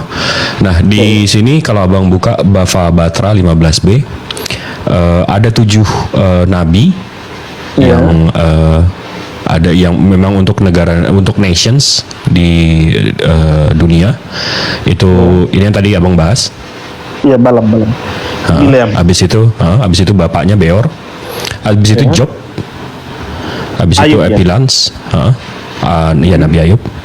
Habis itu Elifas, Terminate, Bildad, Suhaid, Sofar, Namite, Elianhu, Ben Barahel, Huzite. Jadi nggak cuma satu nabi di luar, nabi yang orang Yahudi akui sebagai nabi tapi bukan untuk mereka. Oke. Sampai kalau abang bacanya lumayan jauh juga, ada beberapa rabi Yahudi mengatakan bahwa Rasulullah itu, Nabi Muhammad itu ya nabi di luar Bani Israel, tapi nabi, tapi bukan untuk mereka gitu loh. Karena detik Yahudi mengimani Nabi Muhammad, mereka mesti mengimani Nabi Isa, Bang. Jadi nggak bisa, mereka nabrak banget itu. Soalnya kalau dalam Injil Yesus berkata kenabian habis di Yohanes, Bang. Itu gimana, Bang? Nah, di dalam Injil ini, Injil yang mana nih, Bang? Injil, Bang. Oke. Ya gini, Bang. Abang paham nggak yang abang pegang itu bukan Injil? Yang abang pegang itu gospel, dalam bahasa Inggrisnya gospel, dalam bahasa Indonesianya kabar baik, dalam bahasa Yunaninya evangelion. Ya. Jadi kalau Nabi Muhammad nggak pernah ditunjuk dan Al-Quran nggak ada, abang nggak akan menamakan kitab abang Injil, paham nggak bang? Maksudnya gimana bang? Kan abang kitabnya kan bahasa Yunaninya evangelion. Evangelion, abang paham nggak? Kabar baik. Ya. Habis itu dalam bahasa Inggris gospel. Ya. Dalam bahasa Indonesia kabar baik. Ya. Yang menamakan Injil itu Al-Quran bang, bukan, abang paham nggak? Dari bahasa Arab ya bang, Al-Injil. Nah, bukan. Dari apa? Injil itu dalam bahasa Arab itu kata dasarnya anjilun, artinya penerang. Jadi Allah waktu itu memberitahu kami dalam Al-Quran bahwa Nabi Isa itu diturunkan dengan membawa penerang, yaitu syariatnya, penerang. Injil. Nah itu yang saya bingung, kok abang tiba-tiba menamakan kitab abang Injil, sementara kalau nggak ada Islam, kalau nggak ada Al-Quran dan nggak ada Nabi Muhammad, abang namain kitab abang apaan bang? Ya gini, soalnya saya lupa juga di mana ayatnya di Quran. Yang ini bang, abang pernah baca nggak yang dia itu berkata kalau misalnya ada keraguan-raguan, baca kitab sebelumnya, Torah dan Injil. Enggak, kalau Nabi itu pertanyaannya, itu kalimat ayat Al-Quran ya, itu Allah itu ngasih kayak sarcasm. Kalau kamu nggak percaya apa yang diturunkan oleh kamu boleh tanya ke orang-orang sebelum kamu, ahli-ahli kitab sebelum kamu. Ya. Itu bukan kayak nyontek bang, bukan disuruh nyontek, bukan kayak lo kalau nggak percaya jawaban gue, lo contek aja orang sebelah lo, nggak begitu. Bukan, saya pahamnya bukan gitu sih bang. Karena saya lupa juga kalau nggak salah itu jadinya ada penafsir yang berkata Muhammad itu ada di dalam Injil itu bang. Nah, Injil yang kita pegang sekarang. Waalaikumsalam warahmatullahi wabarakatuh. Nah itu bang, abang mesti paham konsep yang ini fakta ya bang ya. Ini bukan perspektif saya sebagai muslim ya bang. Ini faktanya. Ini faktanya bang. Kitab abang, The Bible itu dibagi jadi dua sisi, dua bagian. Yang satu Old Testament. Old Testament itu sebenarnya kitab sucinya orang Yahudi, tanah, ketuvim dan segala macam. Habis itu abang dengan perjanjian baru abang yang isinya 6.300 ayat itu abang sebut ada 4 gospel dan surat-surat Paulus, betul nggak? Iya. Nah, gospel ini kan mestinya Injil yang abang imani sebagai Injil. Abang paham nggak itu? Gospel itu Injil yang abang imani. Jadi Injil itu bukan Alkitabnya bang. Karena Allah menyatakan bahwa Dia menurunkan tanah, Taurat, Zabur, Injil. Jadi 4 kitab bang. Jadi Taurat kepada Musa, Zabur kepada Daud, Injil kepada Isa, Yesus, terus Quran kepada Muhammad gitu. Iya. Dan Zabur itu untuk Daud. Ya, Zabur untuk Daud. Nah, jadi yang abang imani sebagai Injil itu sebenarnya bukan Injil. Yang abang imani itu evangelion, kabar baik, gospel, bukan Injil. Makanya tadi saya bilang, kalau Al-Quran nggak pernah turun, Nabi Muhammad nggak pernah ada, dan Islam nggak pernah ada, abang menamakan kitab abang apa bang? Oke, paham saya bang. Jadi mestinya abang stick dengan kitab abang, namanya Bible. Habis itu ke gospel according to Matthew, gospel according to Mark, gospel according to Lukas, betul nggak? Ini abang aneh juga, abang nggak mengimani Al-Qurannya, tapi abang percaya apa yang Allah bilang. Kalau kitab abang itu namanya Injil. Nah, saya melihat itu banyak apa ya? Banyak hal-hal dalam Alkitab itu yang memang menggunakan bahasa Arab. Oke. Nah, Kayak agak aneh Injil nggak bang? tadi itu. Agak aneh nggak? Kayak Injil itu tadi bang. Nah, agak aneh nggak kalau tiba-tiba kalau saya sih ya ngerasa aneh kalau tiba-tiba Al-Quran banyak menggunakan bahasa Mandarin. Iya. Karena kitab abang kan berbahasa Yunani, turunnya di Israel, headquarternya sekarang di Roma, Itali. Terus kok tiba-tiba ngambil Injil di Arab?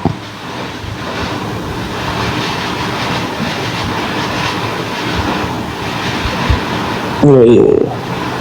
Itu sama aja di Al-Quran tiba-tiba mengutip banyak banyak diksi-diksi Mandarin. Tiba-tiba diceritakan di hadis Rasulullah bilang ini habis itu ujungnya xie. Lah, tunggu dulu. Kenapa Nabi Muhammad bilang xie? Paham gak, Bang? Paham. Nah, jadi itu yang agak, jadi abang lebih bagus stick ke diksi-diksi abang aja gitu loh kalau memang. Tapi nggak ada masalah juga kalau abang di kitab abang pakai Allah, nggak apa-apa juga, nyembah Allah, syahadat aja dulu. Saya izin masuk nih Bang Jibril ya sama Bang. Siap. Tadi ada dua dogma atau doktrin, tepatnya doktrin yang sebenarnya kalau abang kaji betul-betul itu sangat blunder banget bang. Kecuali abang konsisten bang ya. Doktrin yang pertama itu bahwa Tuhan berhenti memilih nabi di luar Israel karena setelah memilih Bileam itu berkhianat. Kan itu diksinya tuh. Doktrinnya itu kan pengajaran gereja. Saya mau bedah ini, boleh nggak kita kesini dulu Bang Jibril? Karena dari sini kita dapat poinnya nih. Yang kedua, abang bilang nabi itu hanya sampai di zaman Yohanes. Itu terbantahkan sendiri sama kitab abang di Kisah Para Rasul pasal 13 nomor 1. Pada waktu itu dalam jemaat di Antioquia itu pada waktu itu tuh udah lewat zamannya Yesus. Ada beberapa nabi dan pengajar, Barnabas, Simeon yang disebut dengan Niger, Lukius dan orang Kirene, dan Menahem diasuh bersama dengan raja wilayah Herodes dan Saulus. Di sini bang, ayat ini membantah atau membatalkan doktrin bahwa nabi itu hanya sampai zaman Yohanes. Itu satu. Di Kisah Rasul berapa? Kisah Para Rasul pasal 13 nomor 1. Pegang ayat ini karena ayat ini bertentangan dengan statement tadi. Karena kalau ketemu sama orang Islam yang sudah menguasai Bible nih, khawatir nanti blunder. Yang pertama. Yang kedua, ini kaidah berpikir nih, saya mau ngajak abang berpikir nih. Menurut abang ketika Tuhan memilih seorang nabi, Tuhan tahu tidak kalau nabi itu akan ingkar, nabi itu akan benar? Kira-kira menurut abang tahu nggak Tuhan ini? Kita bicara tentang Tuhan loh ya. Pasti tahu. Nah, kenapa Tuhan abang memilih nabi yang berkhianat? Ini Tuhan, kalau saya milih suami yang berkhianat, normal. Kenapa? Saya tuh nggak maha tahu. Saya nggak bisa menilai isi hati manusia loh. Iya. Lalu abang bilang tadi, ini ngeri banget. Ini doktrin ini ngeri banget loh bang. Doktrin ini menjadi asbab orang-orang direndahkan karena merendahkan Tuhan loh. Kalau abang percaya Tuhan gagal memilih nabi, ini sama dengan mengatakan Tuhan nggak maha mengetahui. Jadi ketika abang bilang Bileam dipilih lalu dia berkhianat, ini Tuhan ngadi-ngadi nih. Emang dia nggak tahu kalau si Bileam bakalan berkhianat? Mending saya nih milih pasangan salah kaprah psikopat karena saya emang bukan Tuhan. Jadi kalau saya salah pilih normal, kalau Tuhan salah pilih nggak normal bang. Nah di cerita yang Bileam itu Tuhan berkata kepada Bileam kalau dia kan niatnya mengutuk bangsa Israel kan. Saya ngerti, saya tahu cerita Bileam. Fokusnya bukan di situ. Fokusnya bukan bagaimana asbab akibat si Bileam menjadi orang yang berkhianat. Tapi doktrin ini nih, saya ini kan yang kita bantah di sini tuh terkadang bukan agama Kristen sebenarnya bang. Yang kita karena kalau Kristen itu kan artinya pengikut Yesus tuh. Kalau abang betul-betul konsisten dengan definisi Kristen itu sebagai pengikut Yesus, wallahi abang jadi Islam. Bang Jibril ini lebih ngikutin Yesus daripada abang, saya pastikan itu. Tapi masalahnya adalah ketika abang mengklaim abang pengikut Yesus, di saat yang bersamaan abang mengingkari Yesus, bahkan mengingkari kitab yang abang anggap sebagai kitab suci. Contohnya tadi itu doktrin yang mengatakan bahwa nabi itu hanya sampai batasan Yohanes. Ayat itu bertentangan dengan ayat di mana ada nabi di Antioquia di Kisah Para Rasul pasal 13. Nah lanjut, kenapa kami umat Islam ini bang dikatakan agama benar? Karena esensi Islam ini tidak menjadi asbab orang ke-trigger untuk rasis, untuk bersifat rasis dan untuk bersifat punya tendensius kepada satu etnis atau etnis dan juga suku. Ini ya bang, boleh baca ini ya. Satu buku ini bukti kalau, mohon maaf Bang, ini agak kasar diksi saya ya, mungkin akan tersakiti, tapi biarlah mudah-mudahan jadi obat. Buku ini mengajarkan kepada saya, yang ditulis oleh Dr. Uli Kozok, utusan damai di Kemelut Perang, menunjukkan rata-rata misionaris itu memiliki sifat rasis Bang. Apa alasan mereka rasis? Kutukan Noah terhadap Kan'an, umat Israel yang walaupun mereka ini adalah orang tegar tengkuk tetap dibersamai Tuhan, sementara suku Amalek yang bukan suku Israel dihabisi turun temurun. Ini ajaran dalam kitab Abang ini menjadi asbab orang-orang rasis. Itu yang kenapa orang Yahudi nggak nerima Isa Al-Masih Putra Maryam, karena Isa Al-Masih Putra Maryam itu tidak punya bapak, nasabnya bukan nasab orang hebat, direndahkan dia. Padahal Tuhan itu, bagaimana mungkin ada Tuhan yang mengajarkan untuk kita menilai seseorang itu dari keturunannya, menilai seseorang itu dari hebat atau tidaknya orang itu. Perhatikan bagaimana dalam Islam Bang, kebenaran Islam ini. Kenapa Nabi Isa itu gak punya bapak?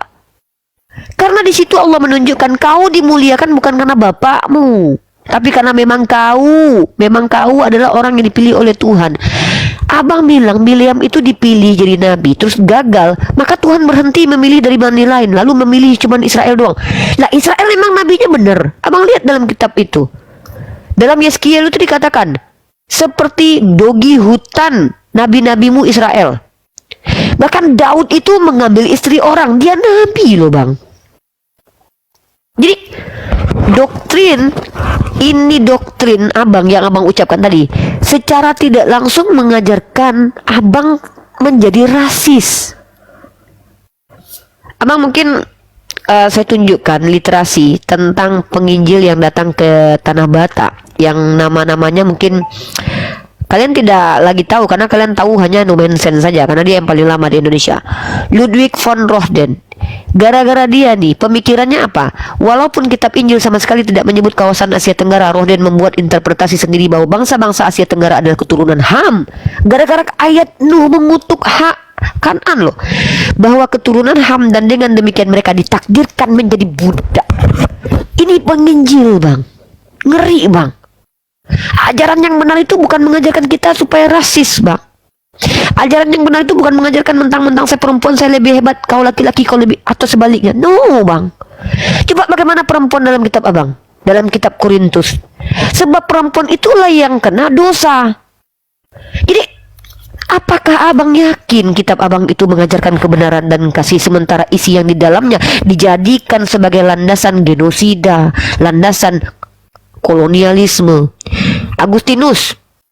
Agustinus mentafsir kitab Lukas yang berbunyi, rumah Bapakku harus penuh, paksalah mereka, rumah Bapakku harus penuh. Ayat itu ditafsir sama Agustinus, dijadikan sebagai ayat untuk membenarkan ketika gereja Roma Katolik 600 tahun menginkuisisi orang-orang di luar Katolik.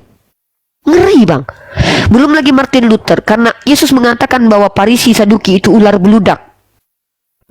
Martin Luther itu membuat buku Vom Semhampora. Ingat, Martin Luther itu bapak reformasi kalian, gereja Protestan, petinggi kalian dari Protestan. Martin Luther, coba Abang crosscheck yang saya omongkan ini, Abang crosscheck. Kalau saya salah, laporkan saya ke kantor polisi. Di dalam literasi Vom Semhamporas, Luther mengatakan Yahudi itu keturunan iblis, bukan lagi keturunan pilihan Tuhan. Apa yang terjadi dengan buku itu? Buku itu dipakai oleh orang partai NAZI Bang di Jerman untuk menyebarkan antisemit beratus tahun, 500 tahun kurang lebih. Jadi doktrin yang Abang bicarakan dengan Bang Jibril tadi ngeri Bang sebenarnya kalau kita bedah itu, bahwa Tuhan tidak lagi mengambil nabi dari bangsa lain, dari Bileam aja, karena Bileam ternyata gagal. Loh, di Tuhan ada apa? Dan lagi pula Bang Jibril tadi itu menunjukkan data Sefaria itu data orang Yahudi sendiri. Menurut orang Yahudi, kalau tidak salah dalam Cabat 20 itu, saya punya datanya, tapi nanti saya tunjukkan, saya lupa di mana simpan. Sering saya tunjukkan dulu itu. Kata orang Yahudi dalam literasinya, sebagai bentuk keadilan Hashem, maka Hashem mengutus nabi dari bangsa lain untuk bangsa itu. Maka mereka membenarkan penolakan mereka terhadap nabi di luar Israel dengan mengatakan, untuk Israel ya nabinya dari Israel, untuk bangsa lain nabinya dari bangsa lain. Inilah orang Yahudi. Orang Yahudi itu tegar tengkuk, Bang. Mohon maaf nih, karakteristik orang Yahudi yang digambarkan dalam Al-Quran bukan mengajak kami membenci orang Yahudi, tidak. Tapi kami diajak untuk waspada terhadap mereka. Apa yang mereka lakukan yang memang tak terbantahkan sampai sekarang ini? Apa itu? Mereka suka membanggakan nenek moyang mereka. Keyahudian mereka itu mereka banggakan. Gitu abangku. Jadi ngeri kalau betul Kristen ini ajaran kasih. Kenapa? Kandungan ayat di dalamnya itu cenderung rasis. Ya, Nerusin. supremasi. Ya. Lanjut Bang Nerusin Jibril. ini. Nerusin. Jadi padahal Uni bisa bantah ini saya. Padahal statement Allah Subhanahu wa taala membuat Nabi Isa menciptakan Nabi Isa itu statement Allah bahwa lo nggak usah sombong dengan nasab lo nggak usah sombong dengan bapak lo. Nih, gue ciptakan Nabi yang nggak ada bapaknya.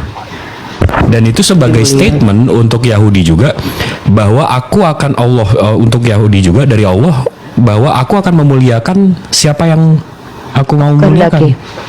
Aku kendaki, bukan dari nasab mereka. Itu satu. Kedua, dan itu sebagai pertanda juga bahwa Nabi setelah ini nggak harus dari sana. Karena Nabi yang ini aja nggak dari bapaknya. Masya Allah, benar. Tapi ya nggak apa-apa sih, karena ketika teman-teman Kristen itu memiliki doktrin, ada dua sih. Doktrin ini kan pengajaran manusia yang diyakini. Kalau memang kalian mengimani ini sebagai ajaran yang betul, maka siap dengan konsekuensi logik. Tapi kalau kita bicara tentang Islam, Islam itu adalah ajaran dari Tuhan yang minta dibuktikan. Maka tunjuk dalam ayat Al-Quran, seluruh ayat, ada satu ayat yang mengindikasikan umat Islam ini diajak untuk kecenderungannya memuliakan satu kaum dan merendahkan satu kaum. Satu ayat saja. Nah, makanya buah perbuatan kebaikan, kebenaran itu akan terlihat dari buahnya, ajarannya. Gitu, my brother. Tapi nggak masalah, brother ya. Hak beragama itu hak masing-masing. Bisa jadi Anda adalah orang yang memaknai ayat-ayat di dalam kitab Anda itu dengan cara benar. Bisa jadi walaupun benar dalam artian ini ya, dalam cara baik. Karena baik belum tentu benar, salah terbalik. Tapi Anda tidak dibenarkan karena kebenaran itu mutlak milik Allah. Artinya kebenaran, parameter kebenaran itu kalau dalam beragama itu datang dari Tuhan. Kalau dari sendiri itu subjektif. Kurang lebih begitu. Ya, monggo brother. Tapi menurut aku yang Uni ceritain dari awal tadi, tujuan kalau kita tanya di Al-Quran kenapa sih menceritakan nabi-nabi sebelumnya? Menurut aku sih karena history will repeat itself. Sejarah akan selalu berulang. Yes. Ya, sejarah akan selalu berulang. Jadi disalahkan nabi-nabi sebelumnya karena untuk kami menjadi contoh yang paling saya sering sampaikan. Waktu Nabi Nuh disuruh buat bahtera sama Tuhannya yang tidak terlihat, melawan kaum-kaum pagan yang menyembah Tuhan yang ada di bumi ini yang terlihat. Nabi Nuh diperintahkan untuk bangun bahtera. Begitu dia bilang sama umatnya bilang mana? Umatnya bilang apa? Ya. Aduh, mana beliau? Ya mudah-mudahan beliau naik lagi ya, karena memang berat Bang Jibril. Berat. Konsekuensinya itu loh Bang. Coba Bang pikirkan. Gimana mau percaya sama Tuhan salah pilih nabi? Kan mustahil. Kalau aku salah pilih pacar, salah pilih kekasih, wajar kan Bang? Bang Jibril apalagi salah pilih pacar ya wajar. Orang bukan Tuhan, emang bisa baca hati. Ya kalau Tuhan salah pilih nabi kan. Untung hostnya nih nggak bisa diturunin nih kalau bukan host. Nggak, nih kita kan di sini kan mengajak mereka berkritical thinking dan rekonstruksi berpikirnya tuh bener nggak sih Tuhan salah pilih? Masa dia pilih nabi terus nabinya berkhianat? Ya bener aja loh. Kalau aku salah pilih pacar berkhianat normal, karena aku manusia, aku nggak bisa baca isi hati. Lah Tuhan emang nggak tahu masa depan dia? Apa sengaja dia milih nabi yang salah gitu? Enggak, Apa? secara definisi aja udah nggak kena kan. Semestinya nabi atau rasul itu kan orang-orang pilihan terbaik di zamannya pada masanya untuk umatnya, terbaik, define, terbaik. Masa yang akhlaknya nggak ada akhlak? Mending milih luga ya sekalian kan. Jadi udah nggak masuk kan Nggak, kalau- definisi iya, nabi betul, orang betul. pilihan ini. Betul betul. Kalau seandainya Bang Jib, Nabi itu tidak pilih-pilih Bang, maka si Luga bisa dibenarkan dalam kenabiannya loh. Oh, nggak ada dalil dari agama sebelah yang bisa menggugurkan kenabian Luga. Kalau di Islam ada, Rasulullah bilang dia nabi terakhir. Ada dalilnya yang Luga nggak bisa gue terima. Tapi kalau dari agama lain nih, bisa nggak menggugurkan kenabian Luga? Nggak bisa, Nggak bisa. susah. Karena nggak ada syarat. Nabi yang jelek ada di Kristen. Jadi kalau Luga jelek sebagai nabi ya normal. Ini kadang-kadang saya kalau mau ketemu, saya kadang-kadang takut mau ketemu Bang Luga itu, nih. Takut ditrompetin. Bukan, takut kalau dia lagi ngelihat saya lagi ngomong, saya ngelihat yang mana ini, yang kanan apa yang kiri di matanya. Astagfirullah.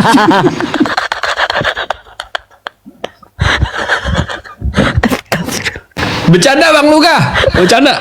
Apaan? Dikutuk Luga Bercanda. nih. Ini bahaya nih, dia kalau dikutuk, dibawa ke neraka antum. Ngeri loh. Luga kalau sekali menerompet bahaya Bang Jibril. Luga kalau sekali meniup trompet, Bang Jibril. Bercanda Bang Luga. Bercanda Bang Luga. Jadi itu teman-teman ya. Kenapa saya mengajak abang tadi itu berpikir ke sana? Karena ini konsekuensi logik nih. Saya itu dalam tataran diskusi itu selalu doktrin itu pasti ada konsekuensi logik. Contoh nih Bang Jibril bilang gini.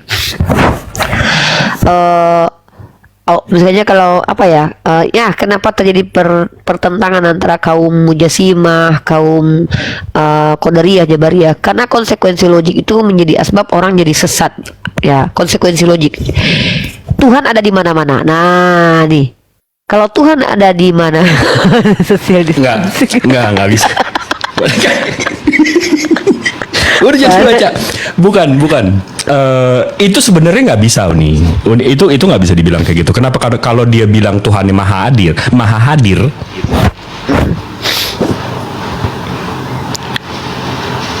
Nggak bisa. Itu bertabrakan dengan teori absensi. Mereka bilang gelap itu karena ada terang, betul nggak? Bukan, karena ketiadaan terang gelap. Gelap itu, iya, tapi gelap itu karena ketiadaan terang. Nah, kalau Tuhan di mana-mana, berarti semestinya nggak ada kejahatan. Karena Tuhannya mestinya di mana-mana. Ya itu namanya paradok omnipresent. Kalau ada paradok omnipoten, ada paradok omnipresent. Itu kenapa Tuhan itu beyond logic. Ya, bukan berarti unlogic loh. Jadi ada orang yang salah kaprah nih. Oh ya udah kalau gitu Tuhan nggak bisa dijelasin. Siapa bilang Tuhan bisa dijelasin kok? Bukan berarti penjelasan tentang Tuhan itu adalah ruang lingkup dan tataran kita memfisikkan Tuhan atau mengimanenkan Tuhan, bukan. Karena yang namanya Tuhan itu bukan hanya memiliki zat atau memiliki keberadaannya saja, tapi juga memiliki sifat. Yang kita bisa jelasin ya sifatnya. Di tataran itu kita bisa menjelaskan secara filosofi juga, secara secara kajian ilmiah juga sifat itu. Jadi kalau ada yang bilang Tuhan di mana-mana, semua agama benar, ini bahaya. Tuhan ada di mana-mana. Ayo, kalau kita bicara di mana, lubang hidung itu adalah lokasi, tempat. Iya. Apakah Tuhan ada di dalam tapi lubang hidung? itu pola pikir pagan nggak sih? Selalu nih tingkah kafir ini selalu merendahkan Tuhan. Itu yang gue kadang-kadang nggak mesti diikutin sih pola pikir merendahkan Tuhan. Ya rata-rata konsekuensi logik dari iman mereka itu merendahkan Tuhan. Yes, itu benar. Itu merendahkan Tuhan banget. Tuhan ada di mana-mana. Lu pikir apaan Tuhan ada di mana-mana? Gitu. Tuhan jadi makhluk. Ngeri banget. Bahkan Tuhan dalam diriku. Kalau kita menggunakan, ya nanti mereka kan jawabnya filosofi nih Bang. Masalahnya yang tersesat ini memahaminya secara harfiah. Ini kenapa ada safety genre itu, paham kan Bang Jibril? Safety genre itu kan dianggap sesat. Kenapa? Ketika dia mengatakan Tuhan di dalam diriku, itu dia sedang aku nggak tahu ya secara pasti konsepsi dari Siti Jenar itu dia sedang membawa pernyataan filosofi atau harfiah. Kenapa? Di dalam Islam itu kita nggak diajarkan loh mengajarkan sesuatu dengan bahasa yang sulit dimengerti loh. Karena Rasulullah sendiri itu ketika mengajarkan tuh very very clear gitu. Berakhir sudah diskusi Unirfa dan Bang Jibril yang telah memberikan kita ilmu dan pengetahuan tentang ajaran Islam dan ajaran Kristen. Semoga ilmu yang kita dapat dari diskusi ini dapat digunakan nantinya jika bertemu dan berdiskusi dengan oknum Kristen. Saya akhiri video ini. Terima kasih kepada saudara-saudari Muslim semua yang telah mengikuti diskusi ini sampai habis. Sampai ketemu lagi dan nantikan video-video diskusi dan debat apologet Islam selanjutnya. Assalamualaikum warahmatullahi wabarakatuh.